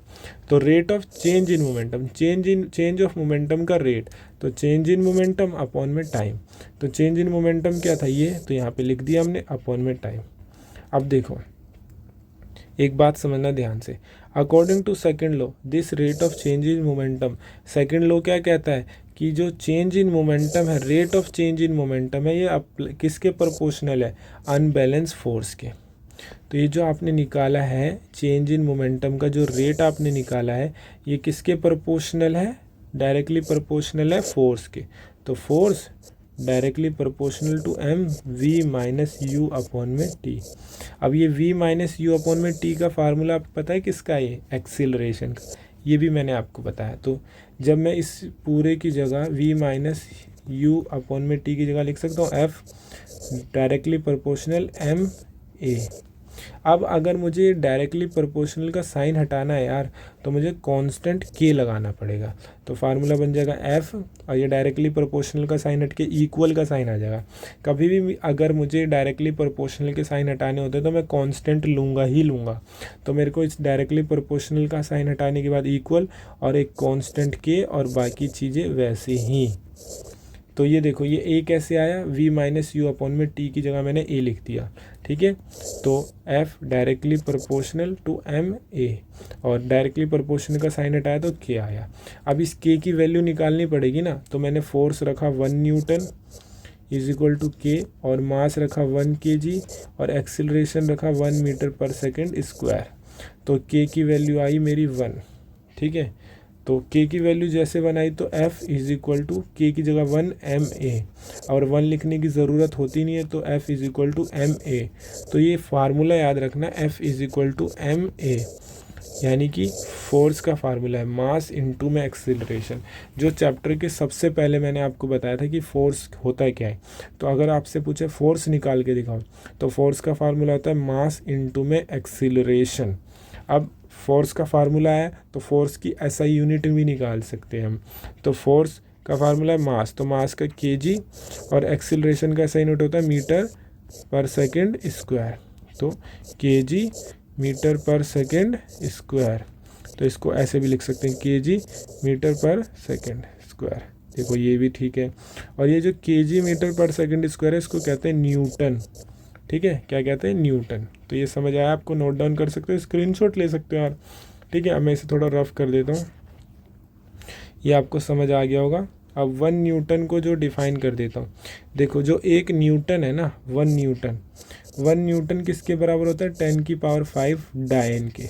वो चुड़ैल डायन नहीं, वो एक CGS यूनिट है। जैसे ही मैंने 8वें चैप्टर में आपको बताया था CGS, FPS, MKS। तो CGS यूनिट जो है फोर्स की वो है डायन, और जो SI यूनिट है यानी MKS वाली वो है न्यूटन। तो 1 न्यूटन होता है 10 की पावर 5 डायन के बराबर। लेकिन ये न्यूटन एक आएगा कैसे, जब F is equal to 1 into में 1 हो, यानी M भी 1 और A भी 1। तो 1 इंटू में 1 आ जाएगा, तो यानी मास 1 kg, और उस पर हम जो फोर्स लगाएं वो उससे एक्सेलरेशन 1 मीटर पर सेकंड स्क्वायर प्रोड्यूस हो। तो फोर्स लगने से 1 मीटर पर सेकंड स्क्वायर उसका एक्सेलरेशन प्रोड्यूस हो रहा है, मास 1 kg है। तो 1 इंटू में 1 क्या आ जाएगा, सिंपल सी बात है, उसका आंसर आ जाएगा 1 न्यूटन। व्हेन एन एक्सेलरेशन मतलब वही स्पीड में जो चेंज है, वो 1 मीटर पर सेकंड स्क्वायर दिखे आपको बॉडी में, और उस बॉडी का मास कितना हो 1 kg, बॉडी का मास 1 kg और उसमें एक्सेलरेशन आपको 1 मीटर पर सेकंड स्क्वायर दिख रहा है।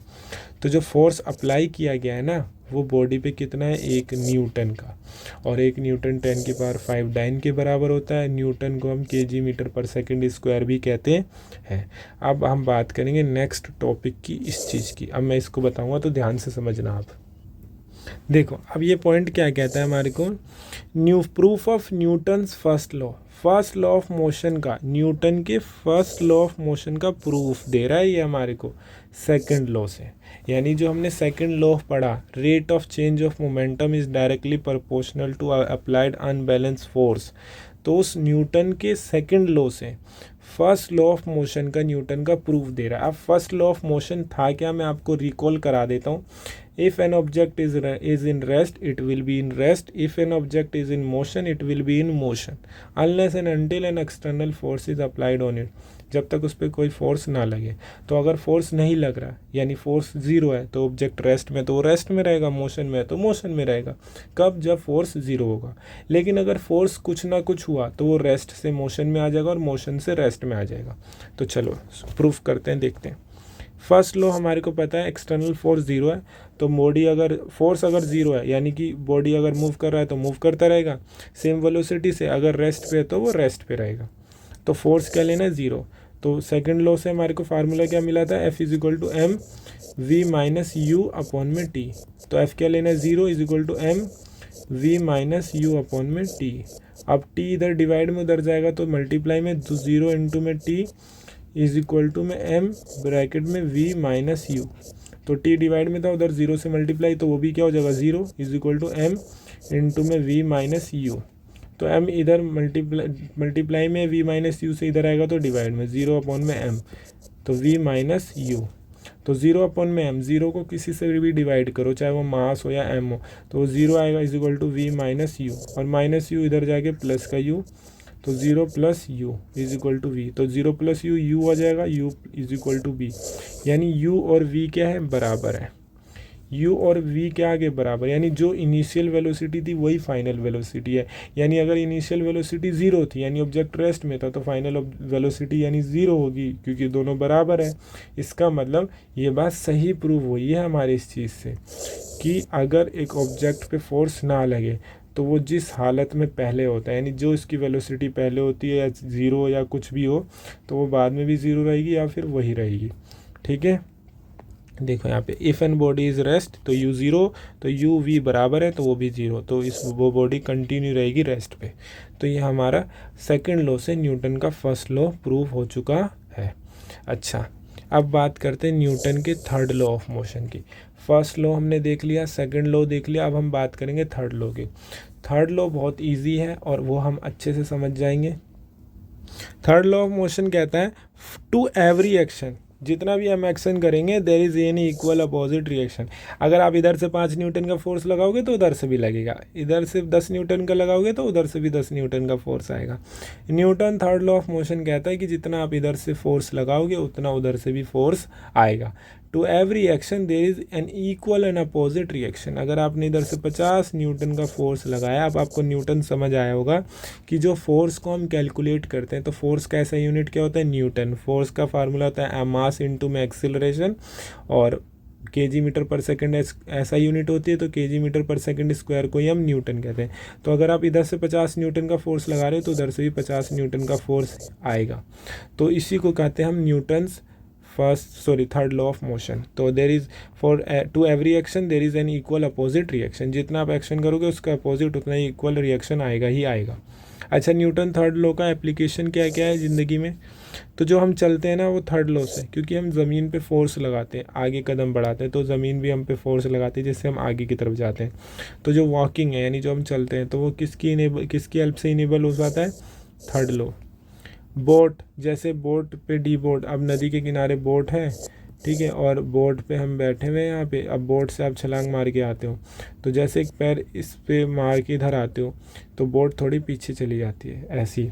तो जब हम उसको डी बोट करते हैं यानी उसमें से बंदे उतरते हैं और वो इधर छलांग मार के आते हैं, तो बोट पीछे की तरफ जाती है। बोट क्या करती है, मूव करती है बैक जब हम उसको डी बोट करते हैं। गन रिकॉइल्स, रिकॉइल का मतलब जैसे आप बंदूक गोली चलाते हो, तो जैसे गोली चलाते हो ना तो गोली तो आगे जाती है लेकिन बंदूक पीछे की तरफ आती है, झटका लगता है। तो जैसे जितना आगे एक्शन हुआ उतना ही पीछे रिएक्शन हुआ, तो ये थर्ड लॉ की वजह से होता है। ऐसे ही जब बोट को डी बोट करते हैं। रोइंग ऑफ बोट, जब हम चप्पू मारते हैं ना तो चप्पू हम ऐसे मारते हैं बोट आगे जाती है, चप्पू हम पीछे मारते हैं बोट आगे जाती है। तो ये भी क्या है, न्यूटन थर्ड लॉ, क्योंकि जितना आप एक्शन कर रहे हो उसी के इक्वल अपोजिट रिएक्शन हो रहा है।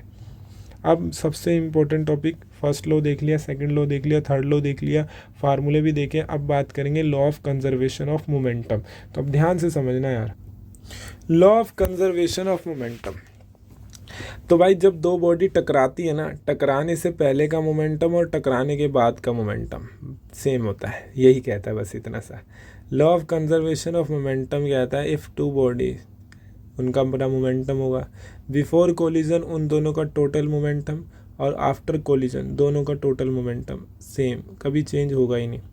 ठीक है, तो यार ध्यान रखना, बस एक्सटर्नल फोर्स ना लगा हो। तो अगर पहले दो बॉडी है, उनका टकराने से पहले मोमेंटम, कोलिजन से पहले मोमेंटम, तो दोनों का मोमेंटम निकालेंगे, दोनों को प्लस कर लेंगे तो आ जाएगा दोनों का टोटल मोमेंटम। और टकराने के बाद दोनों का मोमेंटम सेम रहेगा, यही कहता है law of conservation of momentum. Initial momentum is equal to final momentum after collision before collision. When two या दो से ज़्यादा, टू और मोर बॉडीज एक दूसरे के ऊपर काम करे, act upon one another, there total momentum constant रहेगा, कंजर्व रहेगा, मोमेंटम चेंज नहीं होगा। हाँ, बस उस पर कोई एक्सटर्नल फोर्स ना काम करे, ठीक है, एक्स्ट्रा फोर्स ना लगे। अब देखो दो ऑब्जेक्ट है ए और बी, उनका मास होगा, पहले वाले ऑब्जेक्ट का मास मान लेते हैं m1 और b का मास मान लेते हैं m2। दोनों मूव कर रहे हैं, अब मूव कर रहे हैं तो वेलोसिटी होगी, तो a की वेलोसिटी मान लेते हैं u1 और b की मान लेते हैं u2। तो दो ऑब्जेक्ट हैं, उनका अपना अपना मास है m1 m2 और दोनों वेलोसिटी से मूव कर रहे हैं। स्ट्राइक ईच अदर, एक दूसरे पर टकराते हैं, टाइम लगता है उनको, है ना। आफ्टर टाइम के बाद, कुछ टाइम के बाद वो स्ट्राइक करते हैं और फिर टकराने के बाद कुछ दूसरी वेलोसिटी से मूव करते हैं, यानी फाइनल वेलोसिटी कुछ और होती है। तो वो उसको मान लिया v1 एंड v2। तो पहले दो ऑब्जेक्ट थे a और b, दोनों का मास था m1 एंड m2, दोनों अपनी अपनी वेलोसिटी से मूव कर रहे होते हैं। कुछ टाइम बाद वो एक दूसरे से स्ट्राइक करते हैं और दूसरी वेलोसिटी से मूव करने लगते हैं, v1 v2 फाइनल वेलोसिटी से। अब देखो यहाँ पे लिखा है, एक ऑब्जेक्ट है a, मास है m1 और u1 वेलोसिटी से मूव कर रहा है, b ऑब्जेक्ट है, उसका मास है m2 और u2 वेलोसिटी से मूव करता है। दोनों आते हैं, स्ट्राइक करते हैं और आगे जाने लगते हैं, ये रहा। तो दोनों का मास तो वही रहता है m1 m2, लेकिन वेलोसिटी क्या होती है, चेंज हो जाती है, v1 v2 हो जाती है। तो इनिशियल मोमेंटम क्या होगा, a का, तो उसका मास था m1 और इनिशियल वेलोसिटी u1, तो m1 u1 उसकी, और b का क्या होगा, इनिशियल m2 और उसका वेलोसिटी क्या था, u2। इनिशियल वेलोसिटी लेंगे, टकराने के बाद क्या होगा, m1 और v1 a का, क्योंकि उसकी वेलोसिटी v1 थी तो मास तो m1 ही था, और ऑब्जेक्ट b का मोमेंटम क्या होगा, फाइनल m2 और फाइनल वेलोसिटी क्या थी, v2। तो ये सारी चीज़ें आपको सामने भी लिखी हुई है, आप स्क्रीन पे अच्छे से देख रहे हो। तो rate of change of momentum A का rate of change of momentum क्या होगा, तो m1 v1 यानी उसका ए का फाइनल मोमेंटम, यानी मास तो m1 था ए का, और फाइनल मोमेंटम यानी फाइनल वेलोसिटी, तो m1 v1 माइनस उसका initially momentum m1 u1 upon में टाइम t। इसी तरीके से b का भी m2 v2 minus m2 u2, ठीक है। तो वो b का निकाल लिया m2 v2 minus m2 u2 upon में t, और ये हमने निकाल लिया a का, तो a और b का। थर्ड लॉ क्या कहता है, for every action there is equal opposite. Equal तो है, इक्वल का साइन, अपोजिट मतलब अगर प्लस में तो माइनस में, तो ये ले लिया माइनस का साइन, t से t कैंसिल, तो m1 इसको v1 से किया तो v1 और m1 को u1 से किया तो m1 u1। इसी तरीके से माइनस का साइन m2 v2 आ गया और माइनस का साइन आएगा, और m2 u2 और माइनस माइनस प्लस का साइन आएगा। अब ये जो है ना माइनस m1 u1, इसको इधर भेजो तो ये प्लस में हो जाएगा, ठीक है। और ये जो माइनस का m2 v2 इसको इधर भेजो, ये प्लस का हो जाएगा। तो अब देखो क्या हो जाएगा, m1 u1 m2 u2 और m1 v1। बीच में एक लाइन इन्होंने खा गई है, वो बता देता हूँ मैं यहाँ की। देखो m1 v1 और ये M2V2 है ना इधर वाला, ये इधर माइनस का इधर आएगा तो प्लस में M2V2 इक्वल टू, और ये देखो ये माइनस का था M1U1 तो उधर जाएगा तो प्लस का M1U1, और इधर ये तो था ही पहले से M2U2। तो अब इसको थोड़ा आगे पीछे इन्होंने लिख लिया, इस वाली लाइन को इधर लिख लिया M1U1 plus M2U2 is equal to M1V1 plus M2V2। और ये क्या था, इनिशियल मोमेंटम ए का और बी का, और ये फाइनल मोमेंटम ए प्लस बी का। तो दोनों क्या आ गया, बराबर आ गया, आपने देखा। ठीक है, इसको मैं एक बार और आपको समझा देता हूँ ताकि आपको और अच्छे से क्लियर हो जाए। ठीक है, वैसे तो आपको समझ आ गया होगा, बट मेरे को और अच्छे से समझाना है ताकि आपको किसी तरीके का डाउट ना रहे। तो आप समझो ध्यान से। देखो, कंजर्वेशन का मतलब क्या होता है, वो चीज़ कंजर्व है कि नहीं, सेफ़ है कि नहीं। तो मोमेंटम सेफ़ है कि नहीं, तो मोमेंटम टकराने से पहले और टकराने के बाद सेम रहता है। इनिशियल मोमेंटम और फाइनल मोमेंटम क्या रहता है, सेम रहता है। तो दो ऑब्जेक्ट हैं ए और बी। ठीक है, तो पहला ऑब्जेक्ट ए है, उसका मास m1 है और शुरू में उसकी स्पीड u1 होगी, बाद में उसकी स्पीड v1 हो जाएगी टकराने के बाद। और बी है, उसका मास m2 है और उसका वेलोसिटी u1 है शुरुआत की। मास तो सेम रहेगा और फाइनल वेलोसिटी बी की टकराने के बाद v2 है। तो इनिशियल मोमेंटम क्या होगा, ए का m1 और इस इनिशियल वेलोसिटी u1, और फाइनल मोमेंटम क्या होगा m1 और v1। इसी तरीके से बी का इनिशियल मोमेंटम m2 u2। ठीक है, और फाइनल मोमेंटम क्या होगा बी का m2, फाइनल वेलोसिटी v2। अब इन दोनों को जोड़ लो आप, सॉरी इन दोनों को नहीं, ए का और बी का इनिशियल मोमेंटम क्या होगा, ये वाली चीज़ प्लस कर लो, और बी ए और बी का फाइनल मोमेंटम ये वाली चीज़ प्लस कर लो, तो दोनों क्या होंगे, बराबर होंगे। तो देखो, ए है इसका मास m1 वेलोसिटी u1, और बी है उसका मास m2 उसका वेलोसिटी u2। तो इनिशियल मोमेंटम क्या हो जाएगा, ए का m1 u1 और इसका बी का इनिशियल मोमेंटम m2 और u2। तो इन दोनों को प्लस कर लो। ठीक है, और टकराने के बाद इसका इनिशियल मोमेंटम क्या, फाइनल मोमेंटम क्या हो जाएगा, m1 v1 और इसका m2 v2। तो इन दोनों को जोड़ लो और इन दोनों को, ये दोनों और ये दोनों क्या रहेंगे, सेम रहेंगे।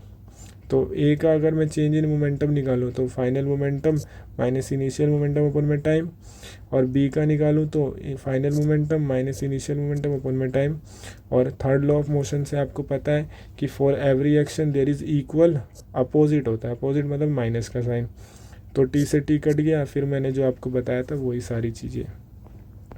तो देखो, अब आप करते हैं क्वेश्चन एग्जाम्पल 1 और 2 क्वेश्चन करेंगे ना, तो ये कॉन्सेप्ट हमारे को अच्छे से क्लियर हो जाएगा। तो ये ध्यान से समझना है हमें। देखो एग्जाम्पल फर्स्ट, एक बुलेट है और बुलेट का मास कितना है, 20 ग्राम। बुलेट मतलब बंदूक की गोली जो कि बंदूक में होती है। तो उस बुलेट का मास है 20 ग्राम। अब ये ग्राम है ना, तो मैंने आपको बताया था मास का ऐसा यूनिट क्या होता है, किलोग्राम।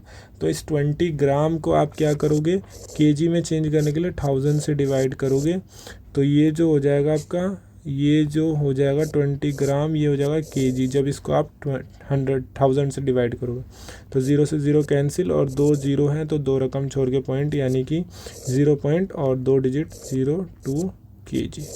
तो देखो, तो आपको पहले मास को याद रखना है, केजी में चेंज कर लेना। अगर आपने वो मोशन वाली वीडियो नहीं देखी ना यार, तो आप जाके डिस्क्रिप्शन में उसका लिंक मिल जाएगा, या फिर आप चैनल पे जाके चेक कर सकते हो। वो वीडियो आप देख लो, उससे आपका 8वां चैप्टर मोशन वाला क्लियर हो जाएगा बहुत अच्छे से। तो वहाँ पे मैंने ये चीज़ बता रखी कि किसकी कौन सी यूनिट होती है और किसको किस में मेज़र किया जाता है। तो बुलेट है, उसका मास, बंदूक की गोली है, उसका मास है 20 ग्राम और उसको फायर किया गया हॉरिजॉन्टली। हॉरिजॉन्टली का मतलब ऐसे सीधा सीधा, वर्टिकली मतलब ऐसे ऊपर आसमान में। तो हॉरिजॉन्टली मतलब ऐसे फायर किया गया उसको, और उसकी वेलोसिटी है 150 मीटर पर सेकेंड। अब ये जो वेलोसिटी है, फाइनल वेलोसिटी है या इनिशियल वेलोसिटी, ये बताता हूँ मैं आपको। देखो पहले क्या होगा, वो जो बंदूक की गोली है वो रेस्ट में थी, और बंदूक भी क्या थी, रेस्ट में थी। क्योंकि बंदूक ऐसे पहले किसी ने तानी होगी फिर चलाई होगी, तो बंदूक पीछे गई होगी, गोली आगे गई होगी, है ना, ये सीन हुआ होगा। तो पहले बंदूक यानी जो पिस्टल थी और उसके अंदर जो बुलेट है वो दोनों रेस्ट में थी, दोनों साथ में थी, यानी दोनों का मास जुड़ा हुआ था। बंदूक यानी पिस्टल और बंदूक की गोली दोनों साथ में थी, क्योंकि पिस्टल में ही गोली थी, दोनों साथ में थे, दोनों का मास कंबाइन था, दोनों का मास जुड़ा हुआ था और दोनों रेस्ट में थे, क्योंकि निशाना लगाने से पहले ऐसे बंदूक रखी जाती है। तो इनिशियल वेलोसिटी यू क्या हो गया, दोनों का साथ में यू होगा तो एक ही यू मान लेते हैं, क्योंकि पिस्टल में ही बुलेट थी, तो दोनों का वेलोसिटी इनिशियल वेलोसिटी क्या है, सेम है, तो यू मान लेते हैं 0 मीटर पर सेकेंड। लेकिन अच्छा, और बुलेट का मास कितना दे रखा है m, और बुलेट का b लिख सकता हूँ, बुलेट का मास है 0.02 kg, ठीक है। और जो पिस्टल का मास दे रखा है 2 kg, तो मास ऑफ पिस्टल कितना है 2 kg, तो ये तो पहले से ही kg में दे रखा है। और कह रहा है बुलेट को जो फायर किया गया और बुलेट की जो स्पीड है वो है 150, तो फाइनल वेलोसिटी दे रखा है बुलेट, तो फाइनल वेलोसिटी को तो b से लिखेंगे v, और बुलेट का है तो v b is equal to 150 metre per second, ठीक है। देखो यहाँ पे क्या लिखा है, मास बुलेट का 20 ग्राम और चेंज कर दिया, बुलेट पिस्टल का मास 2 kg। अब इनिशियली बुलेट जो थी इनसाइड गन थी, पिस्टल के अंदर थी, तो मूव नहीं कर रहा था, तो इनिशियल वेलोसिटी u1 क्या मान लिया 0, तो m1 प्लस m2 क्यों जोड़ा दोनों को, क्योंकि बंदूक की गोली और बंदूक साथ में थी, तो दोनों का मास साथ में लिख लिया, इनटू में u1, क्योंकि इनिशियल वेलोसिटी लेनी पड़ेगी ना इनिशियल मोमेंटम निकालने के लिए, तो इनिशियल मोमेंटम कैसे निकालेंगे, इनिशियल मास यानी दोनों का मास तो साथ में था, और इनिशियल वेलोसिटी, तो इनिशियल वेलोसिटी क्या थी 0, तो 2.02 इंटू में 0 इनिशियल मोमेंटम निकाल रहे हैं, यानी दोनों का मास तो साथ में ले लिया और दोनों रेस्ट में थे ऐसे निशाना लगाते समय, तो ये 0 आ गया है, तो इनिशियल मोमेंटम आ गया। अब इक्वल टू में क्या लिखेंगे, फाइनल मोमेंटम, तो फाइनल मोमेंटम यानी ये देखो m1 v1, तो m1 इन्होंने लिया है जो बुलेट है उसका मास 0.02, और इनटू में उसकी वेलोसिटी मैंने आपको बताई, बुलेट की वेलोसिटी 150 प्लस का प्लस 2, ये m2 2 क्यों लिया, क्योंकि बुलेट जो पिस्टल थी, पिस्टल का मास कितना था 2 kg, तो m2 ले लिया 2, और v2 आपको निकालना है कि पिस्टल क्यों किस रेट से पीछे गई, किस वेलोसिटी से पीछे गई, तो v2 आपको नहीं दे रखा, तो 0.02 इंटू में 150 प्लस बुलेट वो पिस्टल का मास इंटू में पिस्टल की वेलोसिटी, तो ये फाइनल मोमेंटम है, क्योंकि पिस्टल भी मोशन में है और बुलेट भी मोशन में, और दोनों अलग अलग है, इसलिए दोनों का मास हमने अलग अलग लिख दिया।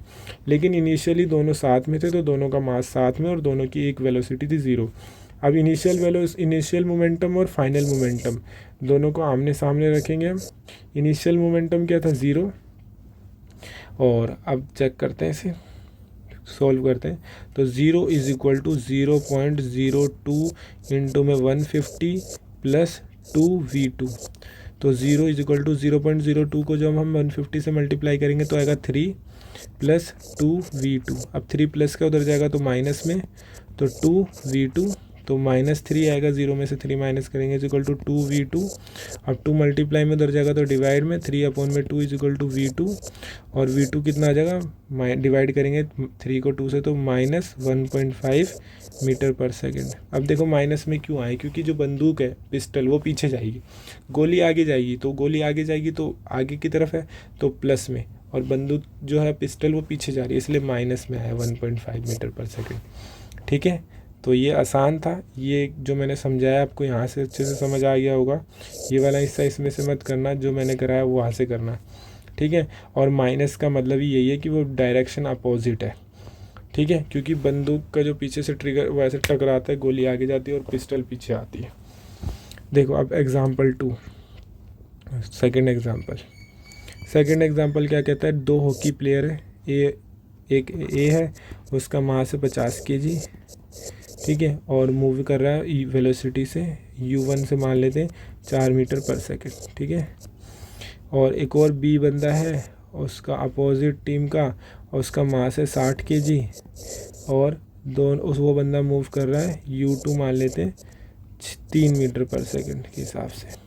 तो ए बंदा है, किसी टीम का 50 kg वेट है उसका, और उसकी वेलोसिटी है 4 मीटर पर सेकंड, और बी कोई बंदा है दूसरी टीम का, वो 60 kg उसका वेट है, उसकी वेलोसिटी है 3 मीटर पर सेकंड। इन टैंगल फंस जाते हैं एक और गिरते हैं एक साथ, फंस जाते हैं नहीं, एक साथ फंस जाते हैं नहीं, दोनों का मास जोड़ लेंगे हम लास्ट में।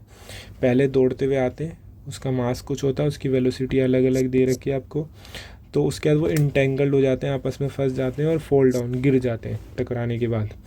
उनका फाइनल वेलोसिटी निकालते हैं जब वो गिरते हैं। तो देखो एम ए 50 kg और उस बंदे का वेलोसिटी जो मैंने यहाँ पे आपको बताया, ठीक है, और दूसरा बंदा उसकी वेलोसिटी। तो इनिशियल मोमेंटम क्या होगा, दोनों का प्लस करेंगे तो इनिशियल मोमेंटम क्या होगा, एक बंदे का क्या निकालेंगे 50 इंटू में 4 200, और बी बंदे का इनिशियल मोमेंटम 60 इंटू में 3 180। तो इन दोनों को जोड़ेंगे ना तो इनिशियल मोमेंटम आएगा टोटल दोनों का मिला के। इसने तो अलग अलग निकाला, पहले ए का फिर बी का, तो दोनों को जोड़ा तो इनिशियल मोमेंटम आ गया टोटल। अब फाइनल मोमेंटम क्या होगा, दोनों बंदे आपस में फंस जाते हैं, तो फंस जाते हैं यानी कि दोनों का मास उलझ जाते हैं ना दोनों एक दूसरे में, ठीक है, दोनों उलझ गए तो दोनों का मास जुड़ गया, और दोनों जुड़ गए और साथ में गिरे तो यानी दोनों का मास जुड़ गया। 50 + 60 110, और उसकी एक वेलोसिटी होगी क्योंकि दोनों एक साथ गिर रहे हैं। अब आपको पता है कंजर्वेशन ऑफ मोमेंटम क्या कहता है, initial momentum is equal to final momentum. Initial momentum क्या निकाला था 200 + 180 यानी 380, और इज इक्वल टू में फाइनल मोमेंटम, दोनों का मास कंबाइंड इंटू में उनकी एक वेलोसिटी। अब 110 मल्टीप्लाई में इधर जाएगा तो डिवाइड में, तो 380 अपॉन में 110 यानी कि यह आ जाएगा 3.454 मीटर पर सेकेंड, वेलोसिटी आ गई हमारी। तो ये चैप्टर हमारा फिनिश हो चुका है, ठीक है। इसमें हमने अब मोमेंटम के बारे में आपको बताया, फिर आपको हमने थर्ड लॉ ऑफ मोशन, फिर आपको न्यूटन के बारे में फोर्स का फार्मूला ड्राइव किया, और second law of motion, first law of motion, unbalanced, balanced force, ये सारी चीज़ें बताई। अब मैं ना कुछ बेसिक जो फार्मूले आपने हमेशा याद रखने वो बता रहा हूँ। सबसे पहले फोर्स के बारे में, फोर्स का फार्मूला होता है मास इंटू में एक्सीलरेशन, ठीक है। तो मास तो आपको क्वेश्चन में गिवन होगा, एक्सीलरेशन आप दो तरीके से निकाल सकते हो, v - u अपॉन में t, और एक फार्मूला था v² - u² अपॉन में 2s। ये दोनों फार्मूले मैंने आपको 8th चैप्टर में बता रखे, यानी कि f = मास इंटू में v - u अपॉन में t, एक फार्मूला ये हो सकता है, और एक फार्मूला हो सकता है m v² - u² अपॉन में 2s। ये फार्मूला है, ये फोर्स की फार्मूला है। और फोर्स का ऐसा यूनिट क्या होता है, न्यूटन या फिर kg metre per second square. इसी तरीके से एक मोमेंटम चीज़ बताई थी मैंने, मोमेंटम का p से डिनोट करते हैं, फार्मूला होता है मास इंटू में वेलोसिटी। अगर आपको चेंज इन मोमेंटम निकालना है, चेंज इन मोमेंटम यानी p, तो फाइनल मोमेंटम यानी mv माइनस इनिशियल मोमेंटम यानी mu। अगर आपको रेट निकालना है, rate of change in momentum यानी p, तो रेट का मतलब टाइम से डिवाइड दोगे, mv माइनस mu अपॉन में t। और कंजर्वेशन ऑफ मोमेंटम को याद रख लेना, कंजर्वेशन ऑफ मोमेंटम क्या होता है, कंजर्वेशन ऑफ मोमेंटम, जहाँ पे मोमेंटम रिजर्व रहता है, कंजर्व रहता है मोमेंटम यानी p, तो इनिशियल मोमेंटम यानी m1 u1 plus m2 u2 is equal to m1 v1 plus m2 v2। यहाँ पे क्या था, दोनों ऑब्जेक्ट अलग अलग थे पहले, और दोनों अलग अलग वेलोसिटी से मूव कर रहे थे, इसलिए दोनों का अलग अलग मोमेंटम निकाल के प्लस कर लिया, तो दोनों का इनिशियली मोमेंटम आ गया, दोनों को जोड़ के अलग अलग दोनों का मोमेंटम निकाल के दोनों का जोड़ लिया, तो दोनों का इनिशियल मोमेंटम आ गया। इसी तरीके से टकराने के बाद दोनों अलग अलग मूव कर रहे हैं, तो दोनों का अलग अलग मोमेंटम निकाल के ले लिया, तो दोनों का इनिशियल मोमेंटम कंबाइन और दोनों का फाइनल मोमेंटम कंबाइन बराबर होगा। कभी कभार क्या होता है, दोनों साथ में कंबाइन होते हैं, जैसे बंदूक के केस में, जहाँ पे दोनों का इनिशियल जो मास था वो साथ में जुड़ा हुआ था, तो ऐसे केस में m1 प्लस m2 इंटू में v जोड़ लेंगे दोनों को। ये बंदूक वाला सीन है, ठीक है। तो दोनों का बंदूक का जो इनिशियल मोमेंटम है वो ज़ीरो होता है, क्योंकि लहराते लहराते ऐसे ऐसे कोई कर रहे होते हैं मोशन, हम तो निशाने लगाते हैं, आराम से गोली चलाते हैं, तो दोनों का मास तो सेम होता है। और ऐसे बंदूक पिस्टल वाले केस में इनिशियल मोमेंटम ज़ीरो आता है, इज इक्वल टू में फिर दोनों अलग अलग जाते हैं, m1 v1 plus m2 v2। लेकिन तीसरा एक क्वेश्चन आ जाता है प्लेयर वाला, जहाँ पे दोनों अलग अलग मोमेंटम से चल रहे थे, m1 u1 plus m2 U2, लेकिन बाद में दोनों फंस जाते हैं बेचारे, तो दोनों जुड़ जाते हैं, दोनों का मास एक हो जाता है, जुड़ जाता है और एक वेलोसिटी से मूव करने लगते हैं। तो एक ये भी सीन है। तो पहले वाला जहाँ पे नॉर्मल है, दो चीज़ें मूव कर रही थी अलग अलग वेलोसिटी से, टकराने के बाद फिर अलग अलग वेलोसिटी से दोनों मूव करने लगती हैं। दूसरा केस था बंदूक का, जहाँ पे बंदूक और बंदूक की गोली यानी पिस्टल और पिस्टल की बुलेट दोनों साथ में थी लेकिन रेस्ट में थी। बाद में जब बंदूक चलाई तो बंदूक पीछे गई, गोली आगे गई। और तीसरा क्या था प्लेयर का, जहाँ पे दोनों प्लेयर मूव कर रहे थे, बाद में आपस में टकराते हैं, इंटेंगल होके फंस के गिर जाते हैं। तो दोनों का मास कंबाइन हो जाता है लेकिन वेलोसिटी अलग अलग, वेलोसिटी सेम हो जाती है क्योंकि दोनों फंस जाते हैं। तो ये फार्मूले थे जो आपके यूज़ हुए, ठीक है, इस पूरे चैप्टर में। एक बारी मैं देख लेता हूँ कोई फार्मूला आपका छूटा तो नहीं, ठीक है, क्योंकि आपका नुकसान नहीं होना चाहिए। आपका नुकसान मतलब मेरा नुकसान, आपका रिज़ल्ट ख़राब नहीं होना चाहिए। तो मैं एक बार बस देख रहा हूँ कुछ कोई फार्मूला तो नहीं रह गया। आपको कोई डाउट है, कोई क्वेश्चन, तो आप मुझसे पूछ सकते हो, ठीक है। डिस्क्रिप्शन में कमेंट बॉक्स में कमेंट कर सकते हो, इंस्टाग्राम पे मैसेज कर सकते हो, या टेलीग्राम में आपको नोट्स मिल जाएंगे सारे। ये चैप्टर हमारा ख़त्म हो चुका है और मैंने सारे टॉपिक कवर कर दिए हैं। अगर इसके बाद भी अगर आपको कोई डाउट है तो आप मुझसे पूछ सकते हो, ऐसी कोई बात नहीं है, ठीक है। तो चलो आज के लिए इतना ही। गुड नाइट, टेक केयर, अपना ख्याल रखना और अपनी फैमिली का भी ना, ठीक है।